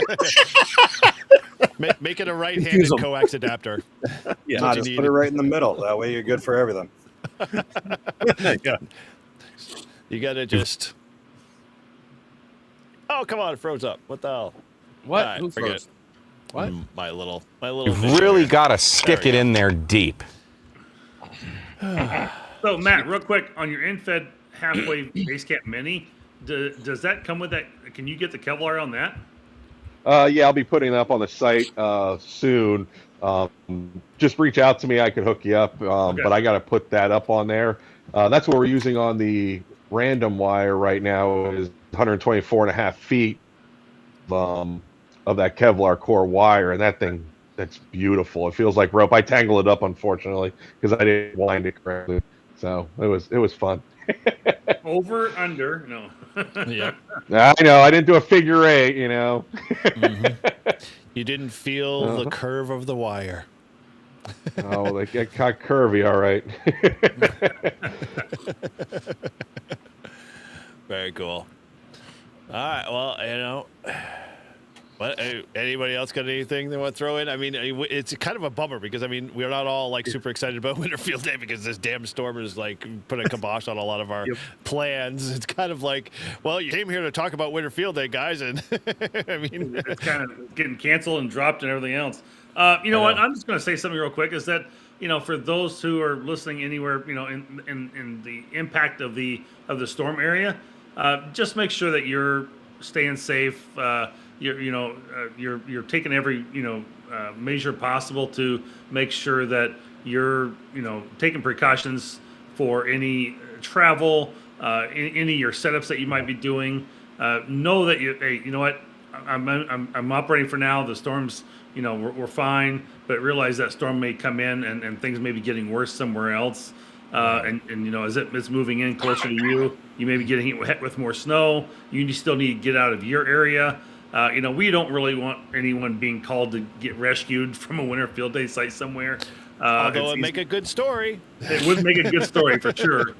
But we want you to be safe across the board. And if you're having to travel, you're going to be traveling through ice and roads, potentially to go in the ditch or something like that. So just use common sense. As much as that sometimes may not be common in some areas for some people, but just be thinking about those things ahead of time. And if you are out there, make sure you got enough heat and propane, whatever you might be using for heat to and food and water to protect yourself, to house yourself until you can get free or get out. If you do get stranded for some reason, make sure you've got enough supplies with you to be able to be safe and survive along the way. So if something like that does happen, but I hope that most people are going to be taking the caution ahead of time. And like I said, if you are having to cancel, your club's canceling, whatever it might be, just go ahead and work from home, work indoors, and you're still fine to work from there for sure. What are you sharing there, Tortoise? Yeah. Oh, your order? Yeah, it's dude, I had to look. It's the 40-foot with the red, white, and blue, and sweep testing, and 3 ferrites, and yes, the personalized heat shrink. Yes, I went all out for $132. That's actually not that bad. And you should have used Marvin's discount. You would have got Marvin a better price. I texted him that a minute ago and asked him, "Did you use my code to save money?" No. You could have used K-Murder's code. My gosh, he advertises the K8MRZ 10 or something. You obviously don't listen to my podcast enough. I'm gonna advertise them all the time on there. So. Well, I was fighting over Julie's pink coax, so I didn't get the coax. So, you know. Well, I don't know. Is that manly enough? Dude, I guarantee I'd have the only. I would be the only guy out there with pink coax. You couldn't steal it. Yeah. You would be the only one over in the corner all by yourself. Well, I mean, it's just like in the computer world. I have a purple, I have a green, and I have a pink Cat 6 jumper because I know nobody will steal the damn thing. True, but you can tuck those away in your bag. But when you pull out pink coax out on the field, you're really losing your man card and your POTA card at the same time. Oh, so it's negative. a double whammy. No, that's not that will never happen because pink is my favorite color. That explains a lot, man. Now we know. Now you know the rest of the story. Exactly. No, things are coming out. Things are coming out. Literally. I understand now. What more do you want to tell us this evening on here, Michael? Yeah, we were huddling when we were doing a winter activation, but I thought that was just to stay warm. well, I was the smaller spoon, so You Yeah, were- he likes you the small spoon. literally. Yeah. Oh, I'm boy. sorry, man. Does anybody realize? I mean, this dude right there, how freaking tall he is? Not that tall. My God. I'm 5'10", and I'm looking up at you. Bullshit. Okay, Grouch, please retort. You're Hey, just as You got a couple inches on me. not much, but I'm That's not what she like said. gargantuan That's what like she he said. makes me out to be. There we go. He's a grower, not a shower. So, I can't get it up.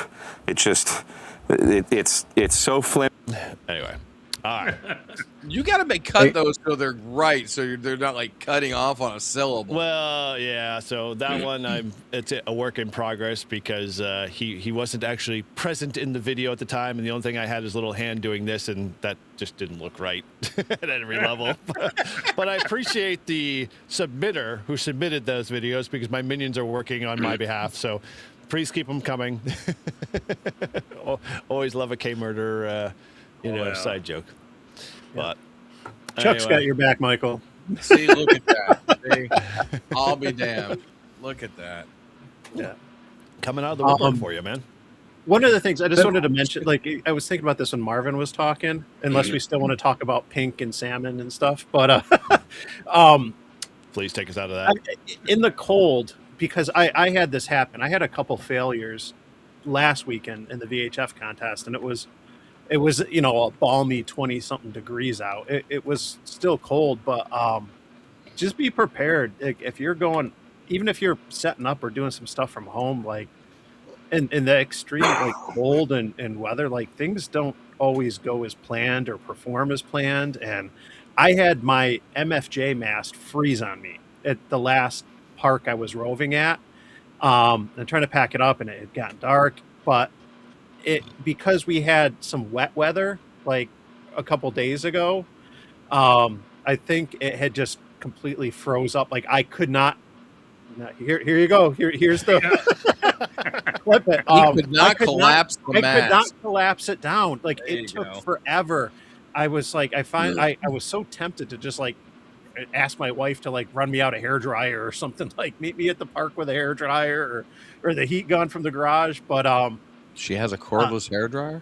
I say no, but I mean, I have like an inverter I could have plugged into the car, or the thing, just to run it quick for a second. But finally, I got it collapsed. I ended up cutting my hand when I did it, because when it went down, like it and I didn't realize till I'm packing stuff up, and like I had this white PVC that I use for some of the VHF antennas, and Bleeding I'm all packing over up stuff, and there's just blood smeared all over I'm like, what is that? Is that blood? Like, and I'm like, my hand was just covered. I'm like, where is this coming from? Like, but and it wasn't anything major or whatever. But like it just goes to show, like, things do not go as planned. In the cold weather at all. Coax does not. The coax, like it does not like want to bend or flex quite like you want it to. Wire, the masts, all that stuff. No, Absolutely. You're going to be outside. Make sure, if you have to coil up your coax, just kind of bunch it together, throw it in the back of the seat, let it thaw, and then coil it up after, because it's not going to, it's not going to be, faring well after a while if it's super stiff. We should record that. Yeah, I was thinking, since this is our first time getting together this year, I want to give away a Grouch Army shirt. So the keyword is Grouch Army with a capital G and a capital A, all mushed together. Only 2 O's or 3 O's?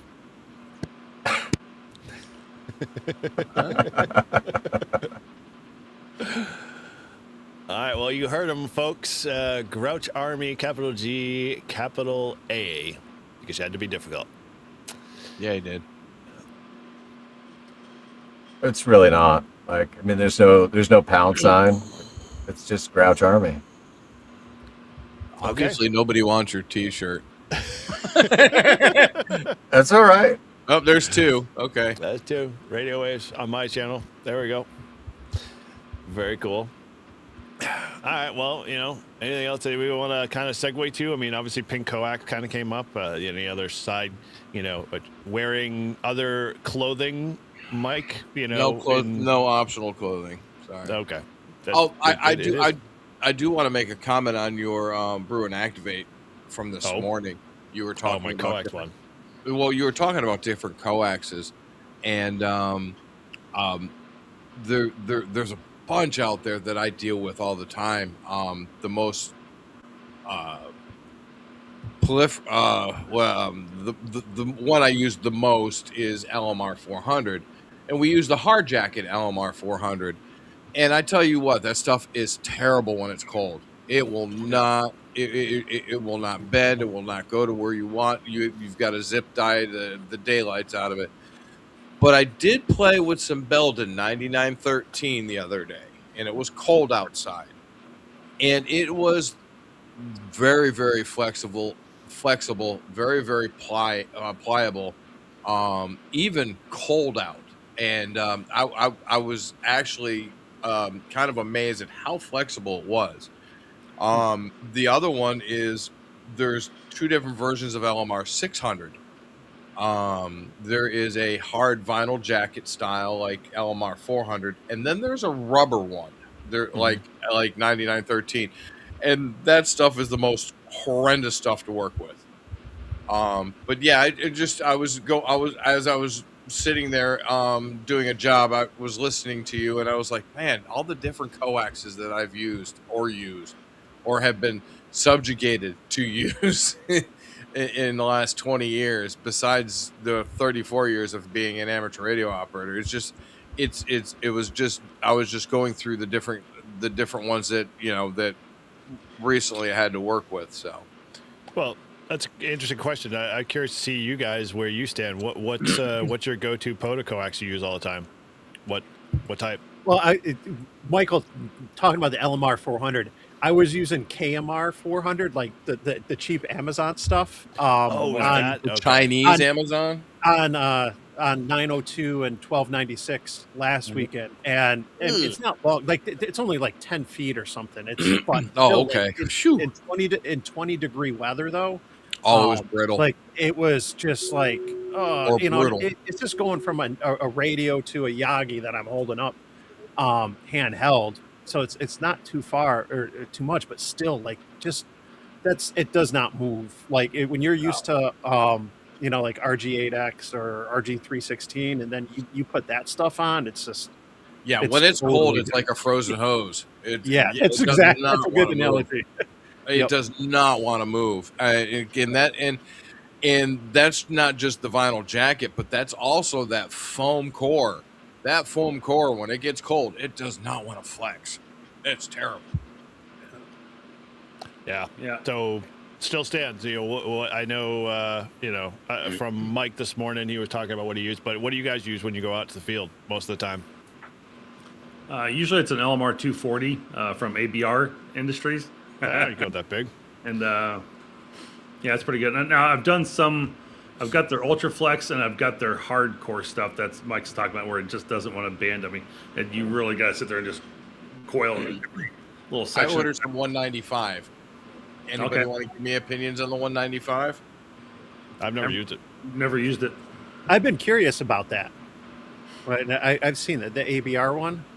Yeah. What's the point of 195? Is it thinner? Or? Yeah, it should be a little bit thinner and lighter because they're 240s, the RG8X equivalent, right, Yeah. Marvin? Yes, it is exactly. Yeah, and so they have. this- I use their 316. The 316 is pretty good too.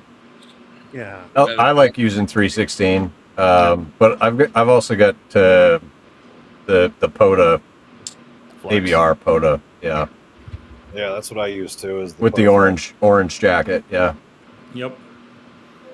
I like it. I like ABR. I do 240 Ultraflex as well. That stuff's great. I just need to play with the ABR some more so I can, differentiate the different styles in what they have. But I do like the FME connector. Those are actually that's their ABR's new kind of like modular connector, right? It is. Well, it's not their new. Well, for them, yeah, but the FME connectors have been around forever. Yeah. But when you're doing a vehicle install and you're trying to get, instead of get a big a PL 259 connector through a rubber grommet hole in the back of the truck between the bed or something, or you're trying to shove it through your firewall, if you use that FME connector and then you just screw the connector on afterwards, it makes it so much easier. That's what I did on my ATAS antenna. I did a video on that back, call it early December on my channel, and it showed the FME connector, and it's great. It was I bought 15 foot from them, and it's really the best way to go if you're doing a mobile installation. So Real hams do their own connectors.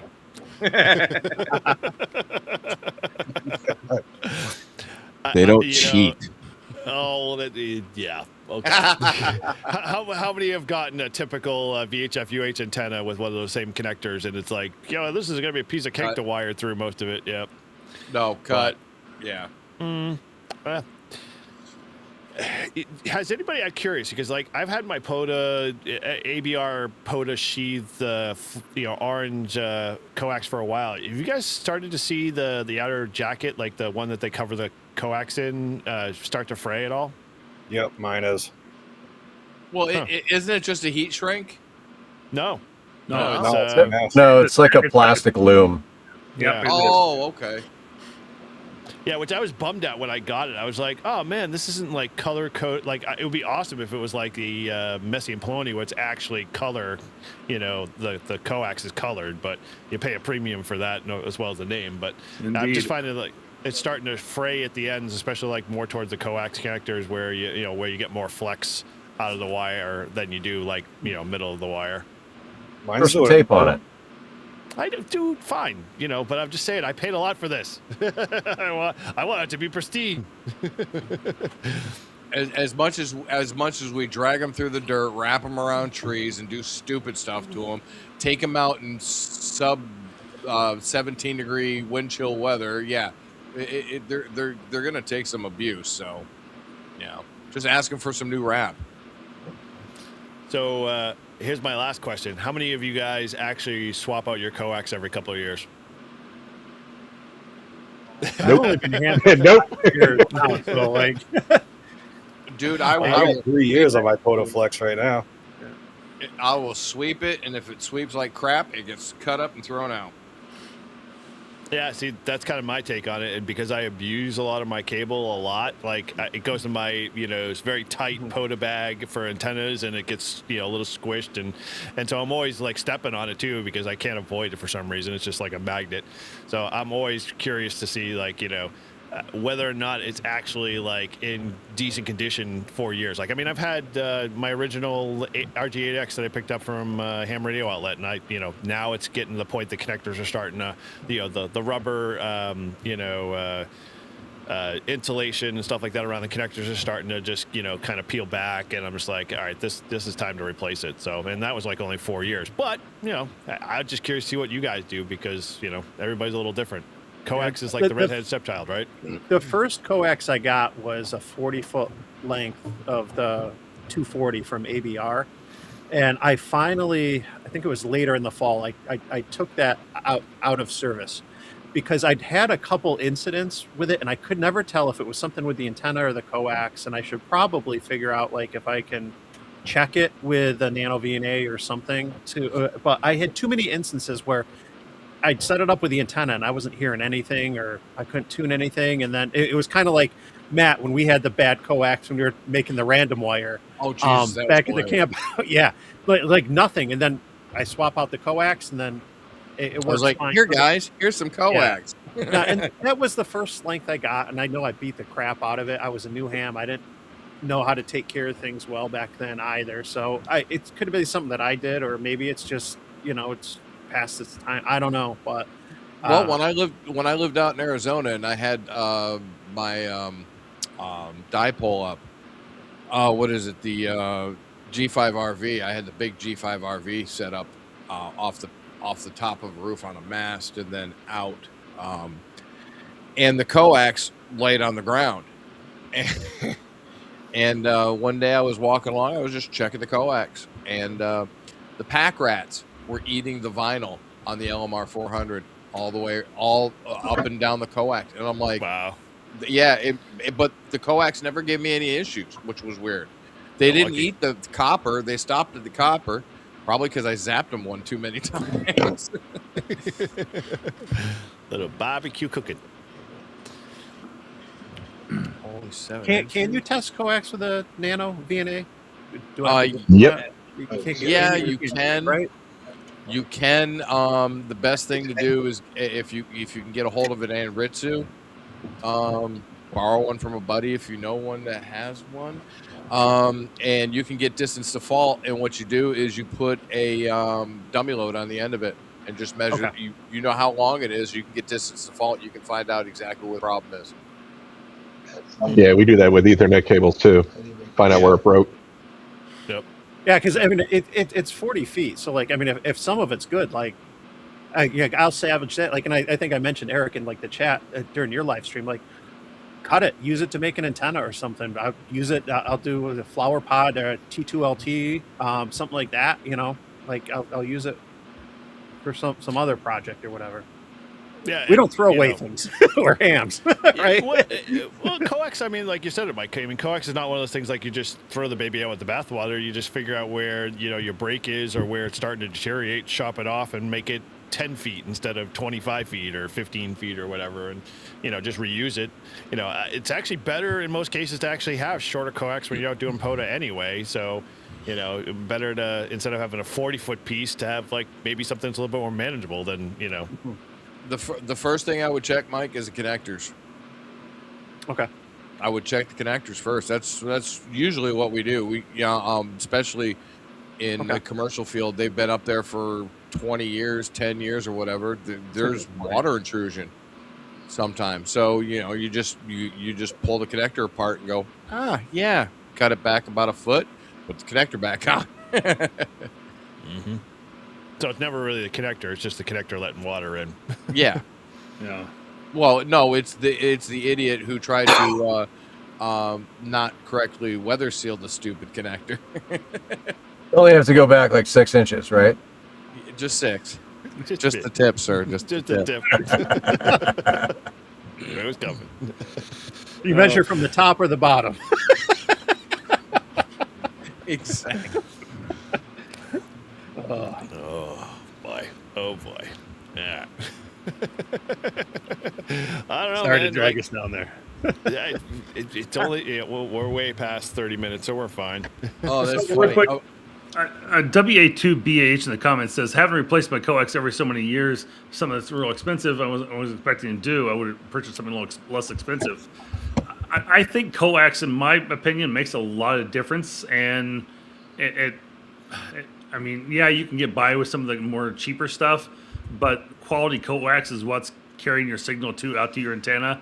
And if you buy like the ABR Industries, they're saying it should last like 10 years. So yeah, the LMR that I have, I've been running for 12 years, 13 years, and I always inspect the connectors. If it looks bad, I cut it off, put a new connector on. But I check the sheathing, I check everything. as before I roll it out, because I've moved 6 times in the last 20 years, and I've kept the same coax with me. And if I needed to replace a piece, I replaced a piece. Yeah, and that's the same way. I've continued to reuse some of the coax I've had in the past, and it works just fine, no problem. So you shouldn't have to go look at replacing every few years. But if you buy the cheap shit, I would probably expect you to have to replace it every couple of years. It will wear and it will fall apart quicker, I think. And versus if you're getting the good stuff from sometimes the wireman that has decent stuff, or cable experts, ABR Industries. That's who I'm going to recommend. But yes, yeah. So he said he bought Messi and Poloni. Congratulations, man. Yes. I tell you what, it's good stuff. You buy the quality stuff. You buy the stuff that the UV is not. The sun is the killer of coax. Yep. Just like everything else, anything vinyl or plastic or rubber, the sun will break it down eventually. In some colors, or that's why we use black zip ties instead of white or clear zip ties, because they dry out faster and break. So. So here's a question: would you recommend for a brand new ham, in the hobby, to go out and buy the best stuff? If you can afford it, yeah. Yeah, I absolutely. So I think it's well worth it in the end. I mean, it will last longer, and I think you will save money, and you'll find that you'll have better luck with your system overall by having a better quality coax. If you buy cheap, it's kind of like you buy a cheap antenna, you're going to have bad results, But you buy a good quality coax, it's what's carrying your signal. It's what's going to be more stable. I think it's going to make a big difference. I mean, if I'd bought some really cheap shit for my remote site in Wisconsin, I guarantee I'd be replacing in a couple of years. But I bought ABR Industries, and I fully believe they've got 10-year, lifespan to it. So I'll be fine for a while. As long as you keep it off the ground and keep the critters from eating it. It's in a 3-inch tube, so going from there all the way. Well, so let me ask you a question, though. Yeah, hold on. All right. I just want to clarify, right? All right. So you were asking about buying like really expensive coax, and Michael said yes, buy the most expensive shit you can get. Marvin said yes, but ABR is just as good, right? So I want to point out that like it's not always the most expensive, right? So like Matt's antennas are phenomenal. Right? But Matt doesn't sell the most expensive antennas. No. Right? No, but his are the best. Hey Matt, I feel like you're missing out on an opportunity here, but anyway. I'm just saying, like, you don't always have to go all in with your wallet. Like, you can make smart purchases that are going to last you just as long. Well, this actually brings me back to, like, so if we look at the chain, we have radio, coax, antenna. What one of the three is the most important in that mix? Antenna and coax. Your antenna. I said one. Like, if you were the first one. Antenna. We all agree the antenna is it, right? So you could get by with cheaper, worse off coax with the idea that eventually you are going to learn down the road that better coax is going to get the power and the delivery, to the antenna to get out there better in most cases, because you're just, you're burning it off as heat or, losing it in losses in other ways. And so that was kind of the question, was like a lot of people, like I was trying to pose, was like, if you're thinking about coax, yeah, you could throw money at it if you got it. But like Paul said, where should you invest your money if you're going to invest the money first off? And it sounds like the antenna is the best way to go first, right? Yes. Right. And the best antenna is agree. There. Right there. Yes, we are not sponsored quite yet, so we're working on that one. But no, not at all. Reliant is the national antenna of the Northeast. Exactly right. Yes. That's the new motto. I better copyright that. It's official club membership of Northeast Ham Radio. Yeah. I think though, whether you're talking about like the coax, or even if you're talking about radios or antennas, I think at the end of the day too, you gotta. It's that it depends.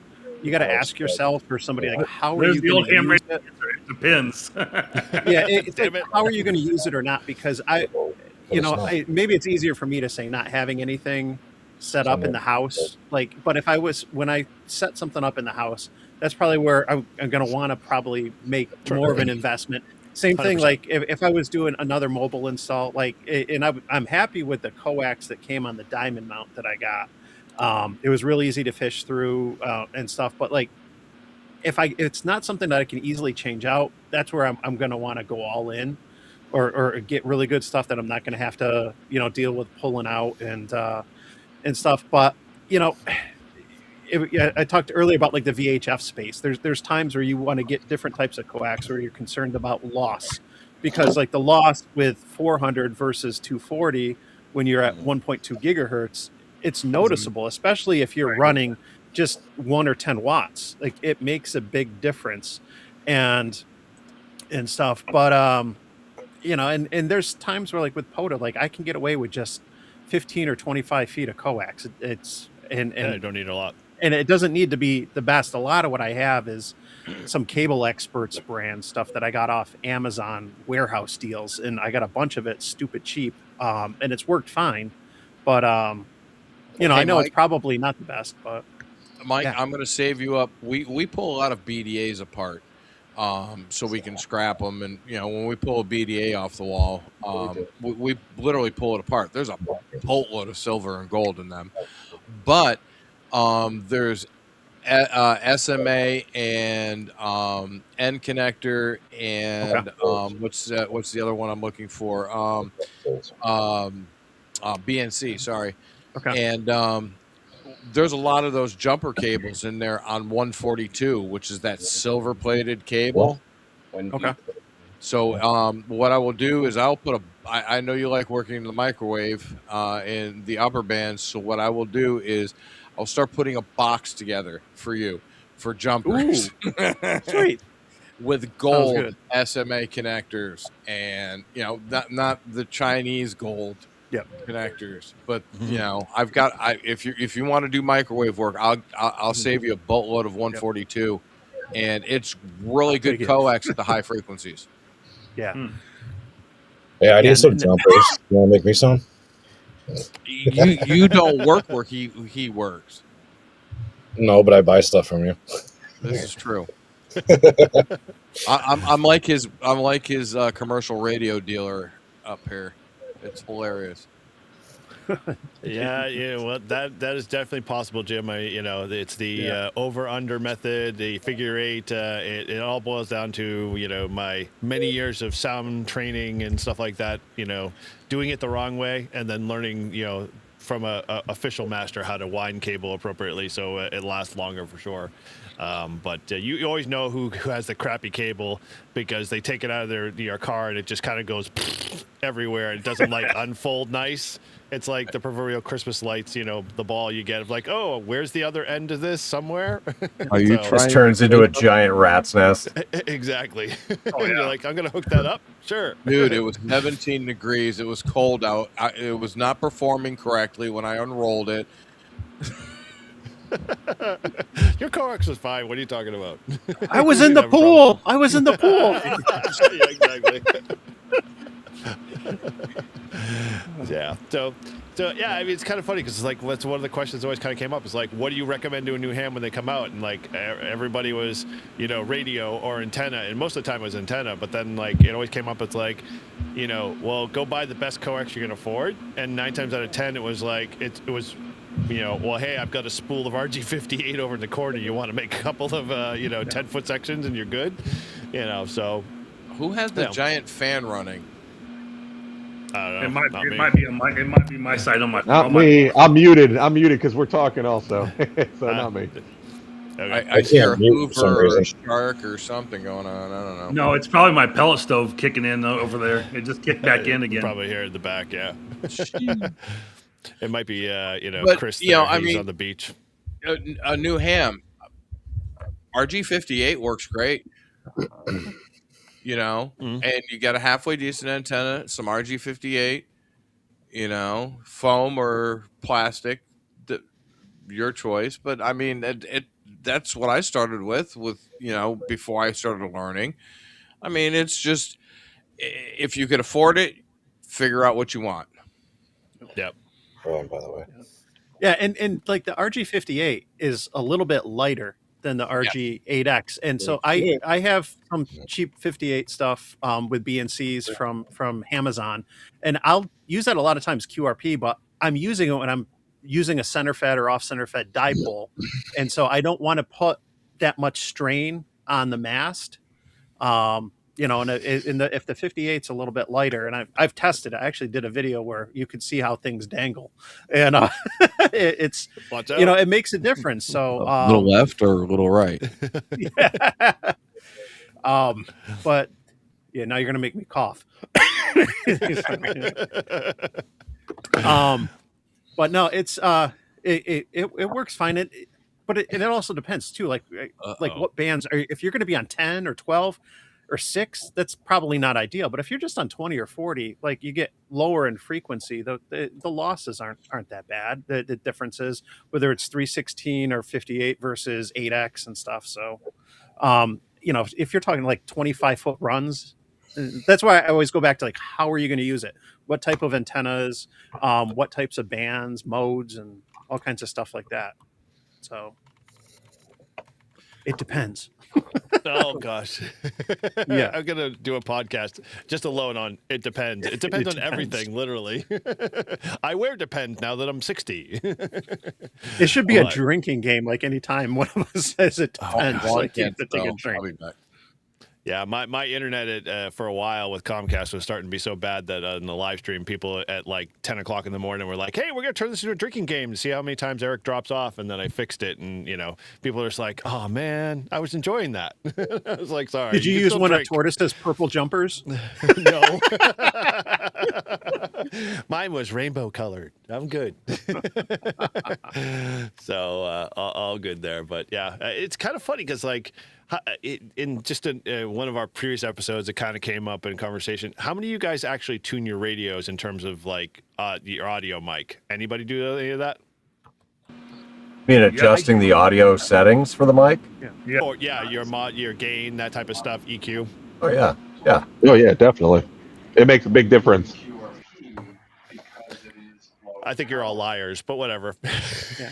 I did it with my 705 and 7300 when I first got them, but it's been years since I did. Like I set some stuff up and I had some QSOs on the air, like with people locally, and then just a couple other like during POTAs, and I asked and made some adjustments, but I haven't touched them in a couple years. So yeah. But they're ICOMs. The ICOMs sound great right out of the box. That's the thing. Oh you know, the transmit. Oh. No, the Yaesu receivers sound better. You know, and that's coming from the fanboy. But the ICOMs, like the transmit audio.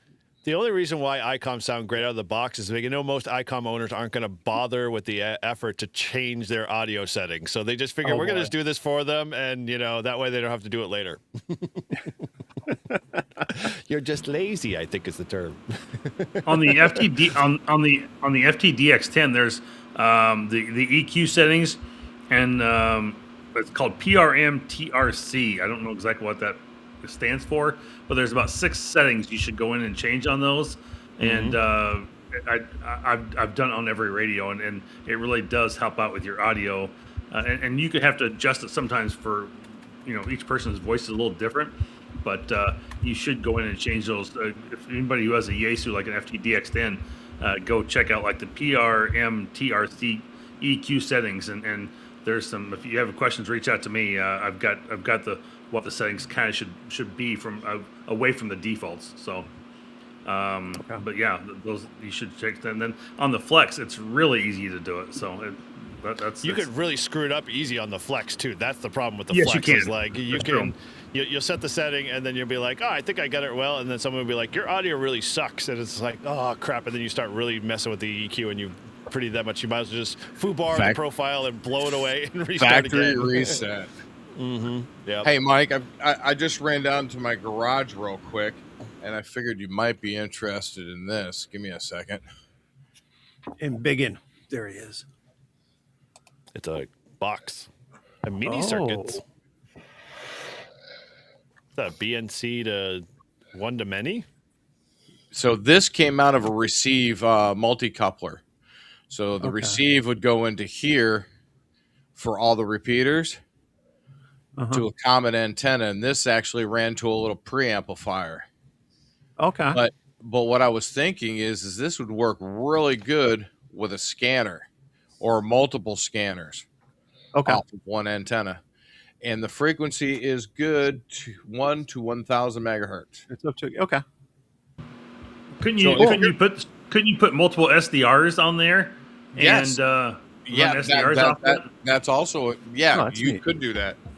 But this was out of a TTA or tower top amplifier receive multi-coupler.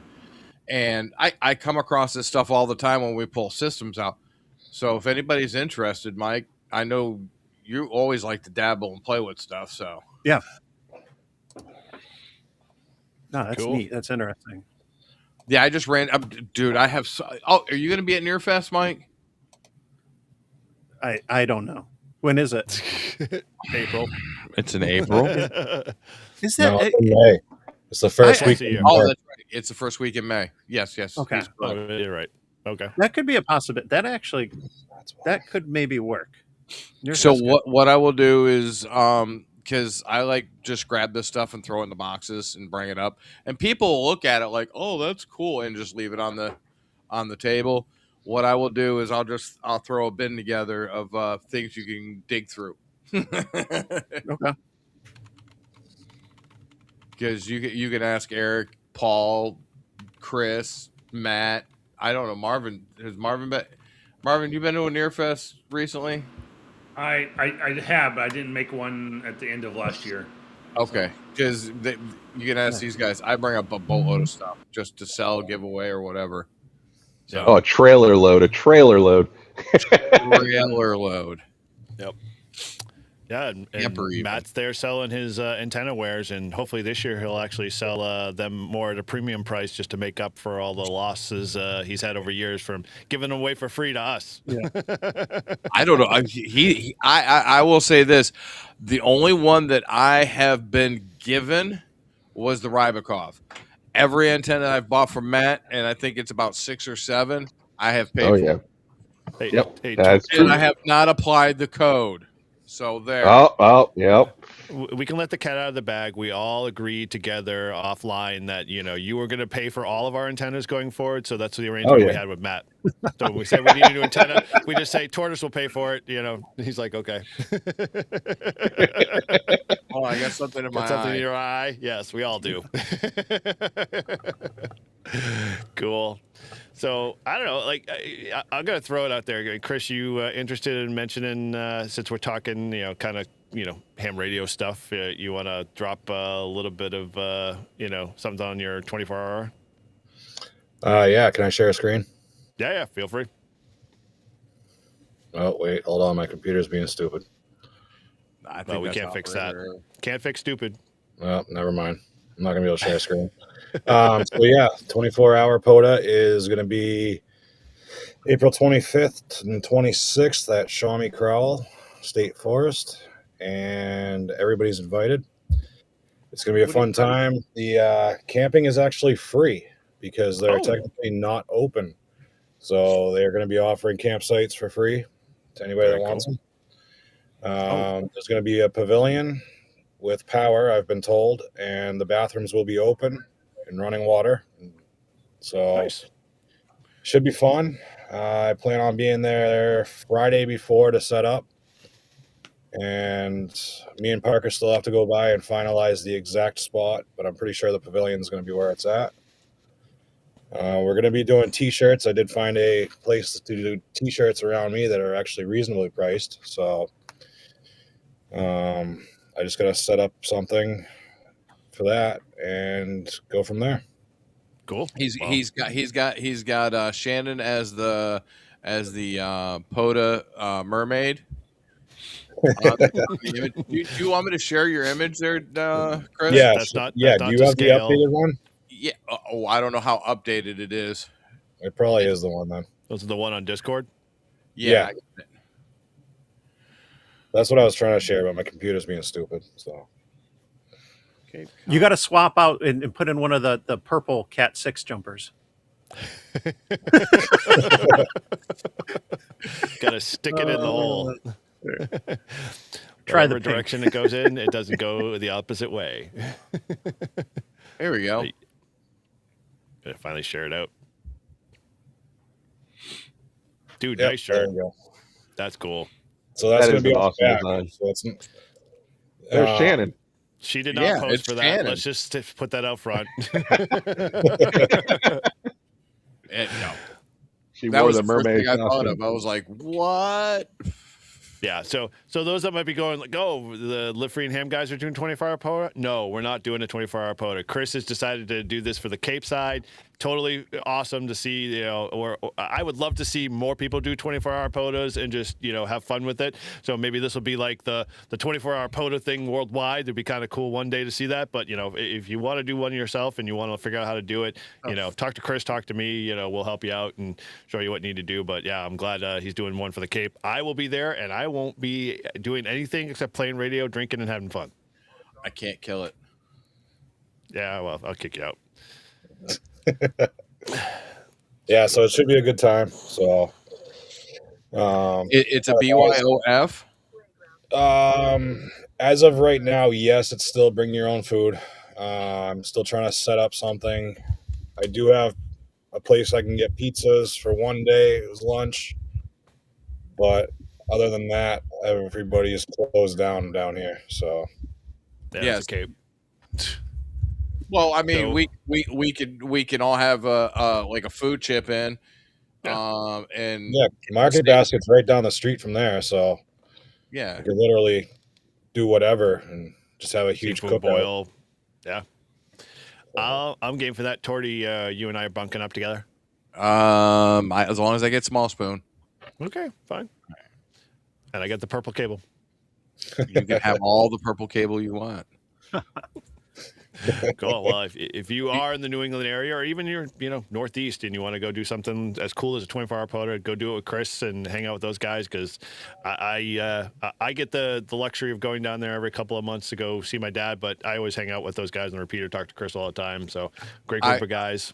What I will do is I will share the Discord. Hold on, and I'll share my Discord invite. And if anybody wants to come to the server, I'll throw it in the chat right now. And that's where the information will be posted. It's under Cape Cod 24-hour POTA. So if anybody wants to jump onto the Discord, it's coming up in the chat. Cool. Nice. There it goes. And Brent everybody. says he's wanted to try one. Oh, yeah. All right. Turn Yeah, that dude. off. Yeah, let me know if you need help planning it or whatever. We're glad to share the knowledge and pass it on because it's just a real cool idea and great way to get a bunch of guys together and, not be a winter field day or summer field day or, some, other day kind of thing and just have fun and, play some radio. Well, we're gonna try out the operating tent that I got. Oh, cool. I want to pre-trial it before New Hampshire. So, that's just getting it set up. And 80 and 160, what is it?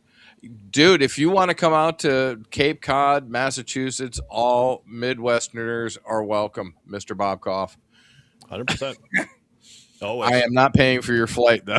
Oh, you don't have to worry about that with Bob. He'll pay for your flight and he'll fly you out to his house and you both can fly back to Mass. Oh, that's how good Bob is. Yeah, come out and play, man. You can play on the radio all you want. Very cool. You can join for as little as $3 a month. It's not a big expense. That's a Live Free and Ham message. I just lost. I still haven't activated Massachusetts, so I'll see. What? I'll see if it works. So I know. Wow. I even drove through New York to activate New York on purpose. And Mike, why? We're gonna have to meet like you, Izzo, and Paul's gonna have to be up in this area, but myself, we'll have to meet at that major park that kind of spans like 3 states or 4 states. What is it? I can't remember. Yeah, the one that There's Izzo was talking about. Yeah. What That'd park be is kind of that? cool to activate. There's one it's like on the lower part of Mass. It goes right through Mass, the Connecticut River Valley, through I don't think it goes through Rhode Island, but it goes into New York too as well, and it's pretty huge. It's got like 5 parks, 4 or 5 parks. Oh yeah, we're definitely doing that. I was going to say, to Taconic Ridge Parkway, you can get New York, Mass, and Vermont. Yeah, Yep. that's a long drive. One? It's a slow drive. It's all good. Yeah, I'll get it eventually. Like I keep putting it off because for work I travel out to. I was actually supposed to be in Albany next week, but they just canceled the trip and stuff because of the weather. A little slow. But I'm out in Albany enough where I'm like, well, I'm not far. I can just hop over one of these times, and I just keep putting it off. Mike, I'll get it eventually. I'm literally 3 hours from Albany. Yeah. Right down 90. Right down 90. I'm literally 3 hours. I was at the Saratoga battlefield when I went up to go see my brother. So I activated the Saratoga battlefield. Okay. Did 20 something contacts, and then I had to go home because I wanted to get home just after dark. But yeah, that was 3 hours, 3.5 hour drive. That wasn't actually bad to get a very major park. Cool. Yeah. But cool. I don't know. You want to give Grouch the show floor here to do an announcement since it's 9 o'clock? Grouch.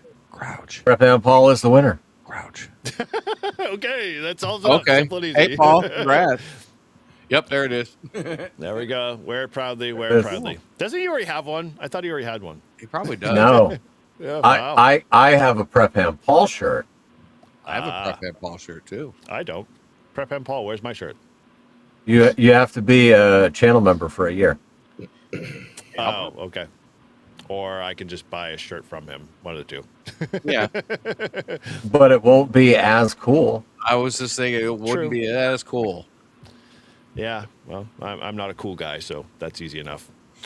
So my Prep and Paul shirt, it's got my call sign on the front, and then on the back it says Grouch, and then it's got the big Rag Shoe Crew logo. Yeah. It's pretty cool. Do you pay extra for all that stuff? Like you get some interesting gears from certain people that have your name and Grouch on them. You got like these custom. Yeah, man, you're just spoiled. Well, when he I'm drags, just a fucking Grouch. yeah, when he drags his sorry carcass up here, I got a pair of socks for him because I figured out I'm not mailing him down to Florida. He's just gonna have to come and get him.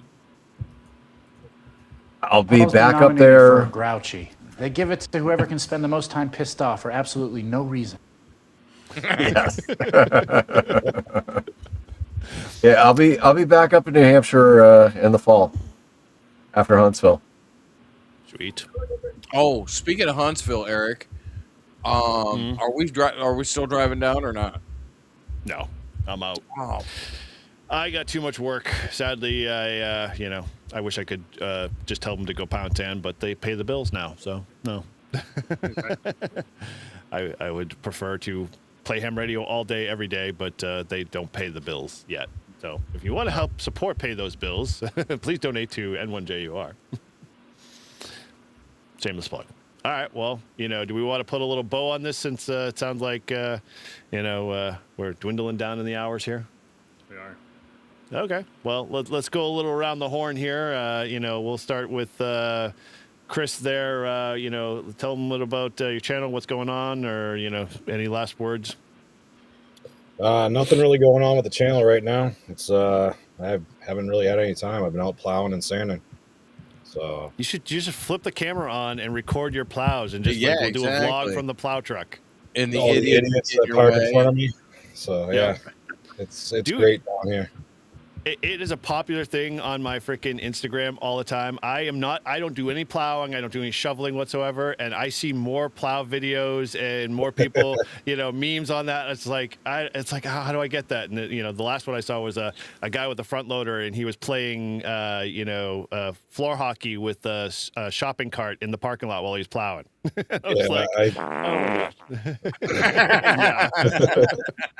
tried that with a shopping cart and it bit back this last time. It actually put a nice dinger in my fender. So nice. That sucks.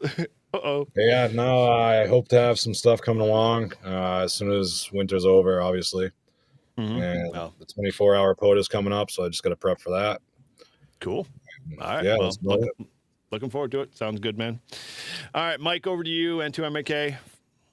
Where can they find you? If people didn't know, Winter Field Days this weekend, so I got to figure out what the hell I'm doing now that my club's event got canceled. But as far as coming up, like I can never think. This time of year is so busy with work, travel, and kids' sports. Like it's hard to think past like the next week and everything. But I did get, because of time off around the holidays, I did get a bunch of videos done. I've got more videos like lined up than I've ever had. So I'll definitely be having new videos come out on Tuesdays regularly. And members, just, you know, if you're a member of the channel, I'm releasing those early. I just released one today, which will come out on Tuesday, which I did something unique with one of Matt's chokes to turn it into a vertical antenna. So you'll kind of see what I did. Short video will be out on Tuesday, but channel members will get to see it first. So, and channel members, if there's any in the chat, thank you. I appreciate it. You're welcome. So, yes, more videos. That's all I have to say. More videos. Yeah. But no, there's fun stuff coming. Wait, did we just hear that Mike is going to choke it in the next video? Yes. Okay. I just wanted to verify. Choking the chicken. All right. Well, over to the Grouch there. How can people find you? What's going on? And final words? Well, obviously, I mean, the channel's the easiest place to find me. All the other the other social links are there too. Yeah. Listen, when Only Hams becomes affordable, that might become an actual website. Let me just tell you. I'm still waiting for my naked Christmas card, so I was promised something and it still hasn't shown up. $11,000. No, listen, I'm wicked backed up on videos. I've been sidetracked with AI projects, and I've almost got my skydiving dashboard dialed in to where it doesn't matter what drop zone that you're at, you can use it. So I figure that'll be a nice, useful thing that I can actually end up pushing out to other people and having other people be able to take advantage of all my hard work. But yeah, no, I mean, I my plan for this weekend is to spend as much time as I can in the sky. I'm currently at 69 jumps. I've got 15 left in the books. So easy to do in the next couple weeks. Knock out those 15, get my B license done, and then I'm just focused on getting the 200. 200 is my goal, and I'll get there. Cool. Yeah, looking forward to seeing that, and congratulations on the 69. I thought you surpassed that, but hey, 69 is a good number. I won't argue it. Now, I stopped at 69, and then I had intended to jump today. We got rained out, and then we hit with 50-mile-an-hour winds for 3 days, and then like New Hampshire temperatures where it was a high of like 45. Like it was ridiculous. So yeah, I didn't get a whole lot of jumping in the last 7 to 10 days. Oh, bummer.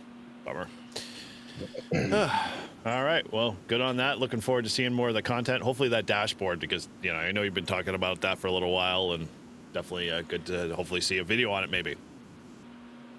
Yeah, I should do that. Not so much in the how I made it, because just share it. God awful, but yeah, just hey, here's what it is, here's how it works, and it's pretty neat. I got a drop down menu list with all the drop zones globally that I could slurp into this feed, and then when you select the drop zone, it automatically geocodes to that location, and it updates the winds aloft, it updates the actual radar and everything right there. So it's pretty cool. Although it'd be really cool to see in the B-roll cuts you cursing every 5 minutes when you were actually trying to build all that stuff. It'd be F this and dropping the bombs, and then you get back to the regular scene, and then 5 seconds later you're cursing again. So just a thought.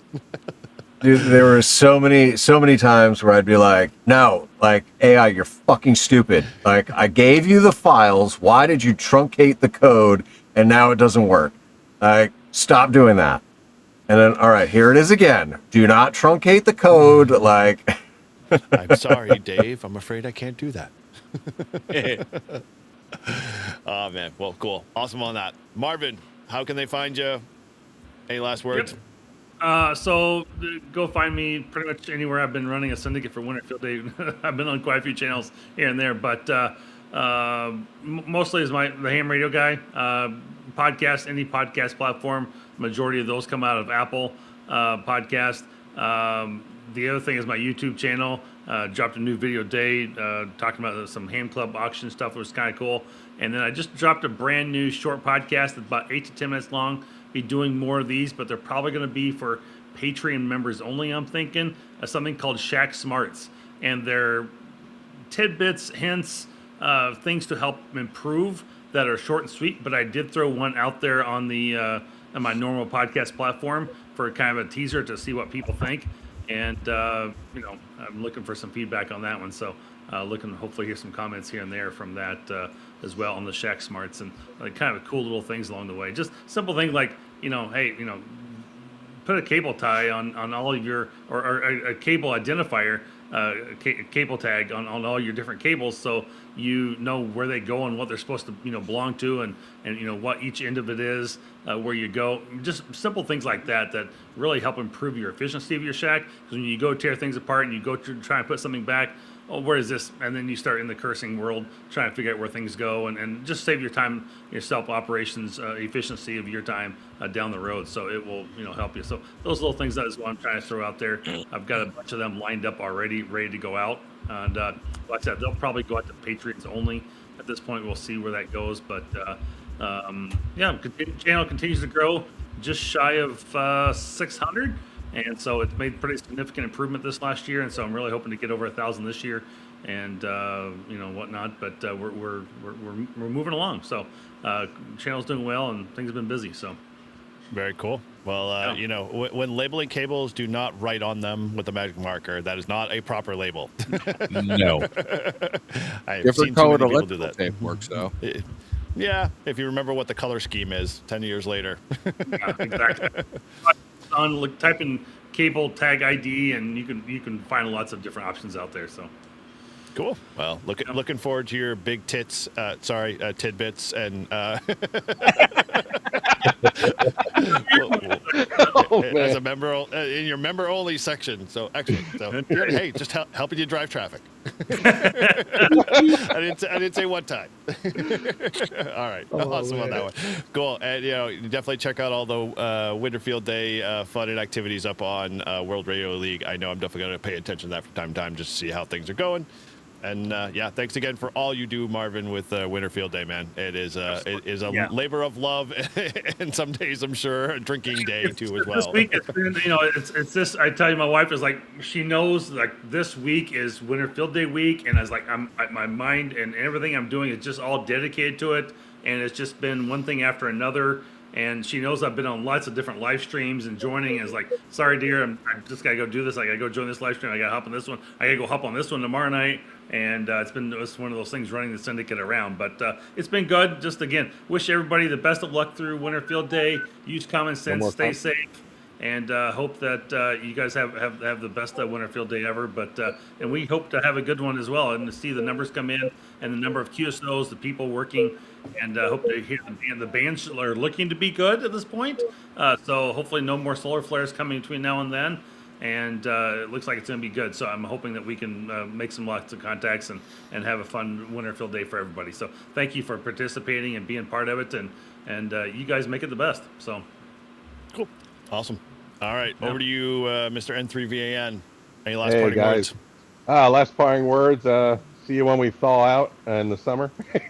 The cabin's not that cold, but it's at 65. We got to get the heat up in here. So No, I filmed coming in, and there was a little black cat walking across. So either that's a good or bad omen. We'll find out soon. So I'm going to show off some highlights on there. I did a nano VNA video that I got to edit and put up there. That's going to be nice. Channel person, subscriber, emailed me and said, "Can you do one of this?" So I decided to do that, and just got to get it up there. So if we survive Winter Field Day, you'll see a video of it. I think it looks like we're one of the few clubs that are risking it and going out into a place like a cabin. That's where we're at. It's heated, electricity. We don't have to feed the fire, but as long as we have electricity, we'll be good. We're thinking of just staying here until it starts snowing, and then quickly pack up and go back to the QTH.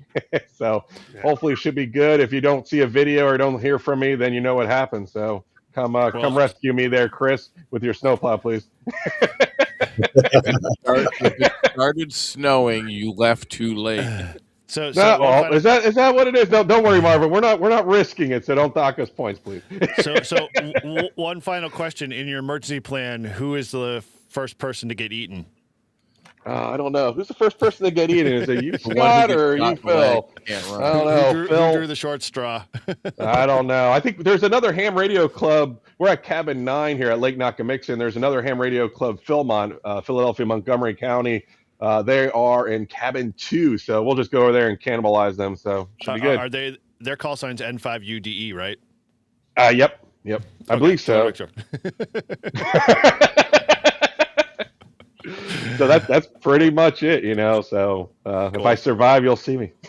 Awesome. Yeah. Well, hopefully we need to continue to have your amazing antennas. If not, those antennas go up 20% if I die. So should be good. You got to come to the shack and then take all my plans, and you can make them yourself. It's emergency supply shortage. If you want to relax exactly now, get in on it before it starts going up. Exactly. Tariffs are implemented. Exactly. The Chinese will take over once I'm dead. 25% tariff on Winter Field Day, failures. So, all right, cool. Awesome. All right. Okay. Awesome, man. Cool. Over to you, Tortoise. How can people find you? I didn't know I was lost. Oh, fine. Okay. Last parting words. I mean, I didn't know I was dying. Is your next statement? Oh no, I didn't. Not all lost. Not all who wander are lost. Is that Dude, we practiced this offline. Come on. We practice what? Exactly. Come on. Exactly. So, hey, just gonna be hanging out on the Discord. You can find me, find my YouTube channel, Tortoise Overland. I think I'm gonna do a nice little winter field day, just for grins and giggles. I just thought about this. I might actually do a little video of me playing in the snow, and see if we can make some contacts for Winter Field Day on Sunday, depending on how bad it snows. Please be safe. Please make sure if you're prepping now, you're prepping too late. Just make sure that you have contact numbers for everybody in the families, and your friends. If you need help, ask for it. Don't feel ashamed, because it's going to be a crappy storm this weekend, and especially in New England and from South Carolina north, it's going to be frigid for like at least the next 2 weeks. So make sure you stay safe, stay warm. Check on your buddies, check on your friends, make sure everybody's good to go, and help out where you can. I hope everybody has an excellent rest of their weekend, and have fun this Winter Field Day, man. And thanks to Mr. Marvin for changing my designation for Winter Field Day. I appreciate it. On the fly there. Favoritism. There's no favoritism. Marvin doesn't like me. He loves you. He doesn't love me. Shame. I thought he was mad at you for Ham Shack TV, man. Friggin' physics suck. There we go. The warning. Anyway, all right. So don't other forget than that, to spay and neuter your pets, right? You're going to add that in there? I was going to say, you're going to add in, you're going to need to spay and neuter your pets too as well? Spay and neuter your pets. Thank you. All right. Okay, well, I'm N1JUR. I'm going to say just a couple of brief things. So we've got International Women's Day, POTA Power kind of crew on in March. Is it March? Yeah, close to March. March 6th, March I 6th. think is the date. March 6th, yes. We are going to have a freaking huge lineup of YLs all hanging out with us, showing us how it's all done when it comes to POTA and radio and just ham in general. So that's going to be over in Live Free and Ham, and that's going to be a blast. And I think we keep adding to the list as it grows. If you're interested, you can always head over to livefreeandham.com/shop, because Shannon has created a phenomenal shirt that's like on fire. So if you're a lady and you want to get a cool POTA Power a shirt, check that out. It's over there on our shop, and everything goes to obviously helping International Women's Day and the POTA event that Shannon does every year tirelessly. So just a shameless plug there. But for me, I'll just keep doing some of the channel stuff. I got some real cool videos coming up. And you can always find me every Friday morning with Shannon on Brew and Activate. We do everything and anything related to POTA. And some really cool stuff. So we'd love to have you come over there and hang out with us on Friday mornings at 10 o'clock Eastern Standard Time. And so with that, it's a great show when Shannon's there. It's always a great show. I will not disagree with that. Trust me, the level of everything goes up by 20-30%. Nobody goes to see you, Eric. Dude, I have not ever said I was the the reason why. I could prove it looking at the stats today's show, and when Shannon's usually on, it's night and day. So I will be the first to admit it. It's everyone's there not for me, but they're just here to hear the talking head, and Shannon does all the the amazing stuff. So, but I couldn't do it without her, so I appreciate all of that help, and we can go from there. Maybe everybody needs to convince her otherwise. She refuses to kind of take the reins a little bit, because I'm trying to get her maybe to do a show or two.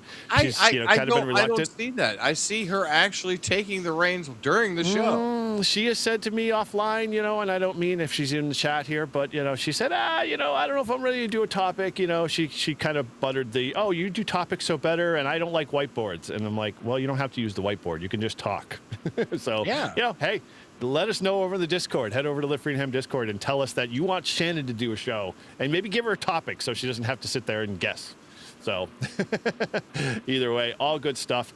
But as I see some of the links flying by already, you can reach all of us here at Northeast Ham Radio. This is not one channel. You aren't going to find us, tied to one channel. We're all independent channels. We're all here just to hang out and support each other. And so, in ham radio in the Northeast here, as simple as that. So if you enjoyed what's going on, check everybody's channel out. Subscribe to everybody. Support us as you see fit, and we appreciate everybody who's been in the chat today. It was quite busy. So with that, legends of the Northeast. Yes, that we are. We will be legends someday. I'm a legend in my own mind. This is a phrase I think it is. Jesus, you just read my mind. I'm trying, man. Trying. We're thinking, man. We're thinking. One last time, Mike. Come on, let's go. No hearts? Nothing? All right. Fine. Cut and loose. From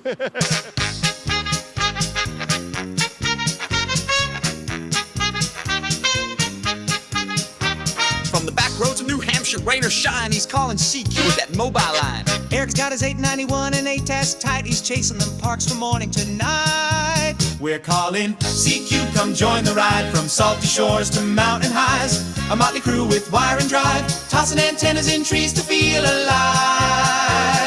Once a month we light up the stream. It's Northeast Ham Radio, living the dream.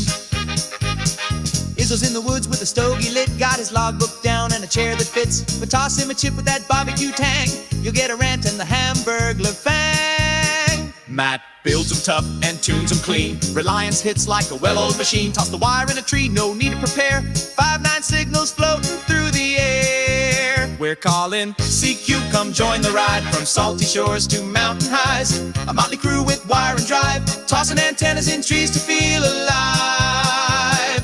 Once a month we light up the stream. It's Northeast Ham Radio, living the dream. Salty Walt's got tales from the ocean tide, with a sailor's grin and that coastal pride. He wrote the book on waves and wire, a Rhode Island soul with a northern fire.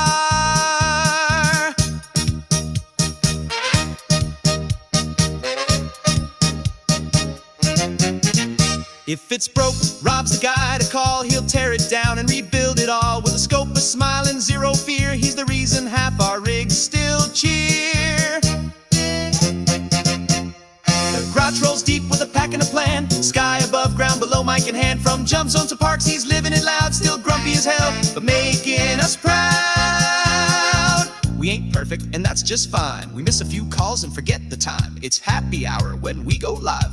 Mics get hot, and so do the vibes. So if we slur a bit or lose our roles, just blame the beer and our RF souls. Tortoise roll slow through the woods and mud. Mass plates on the FJ, tires chewing the crud. He'll find the path where the signals roam with the calm CQ from his overland home. Marvin's got the badge in the winter plan. He'll brave the cold with a rig in hand. When the bands are rough and the tents are low, he's the ham radio guy putting on a show. I guess. From Rochester's edge with a voice so clear, Mike's rocking AM on the modern gear. He's hitting the air with that VHF bite and logging POTA till the stars say night.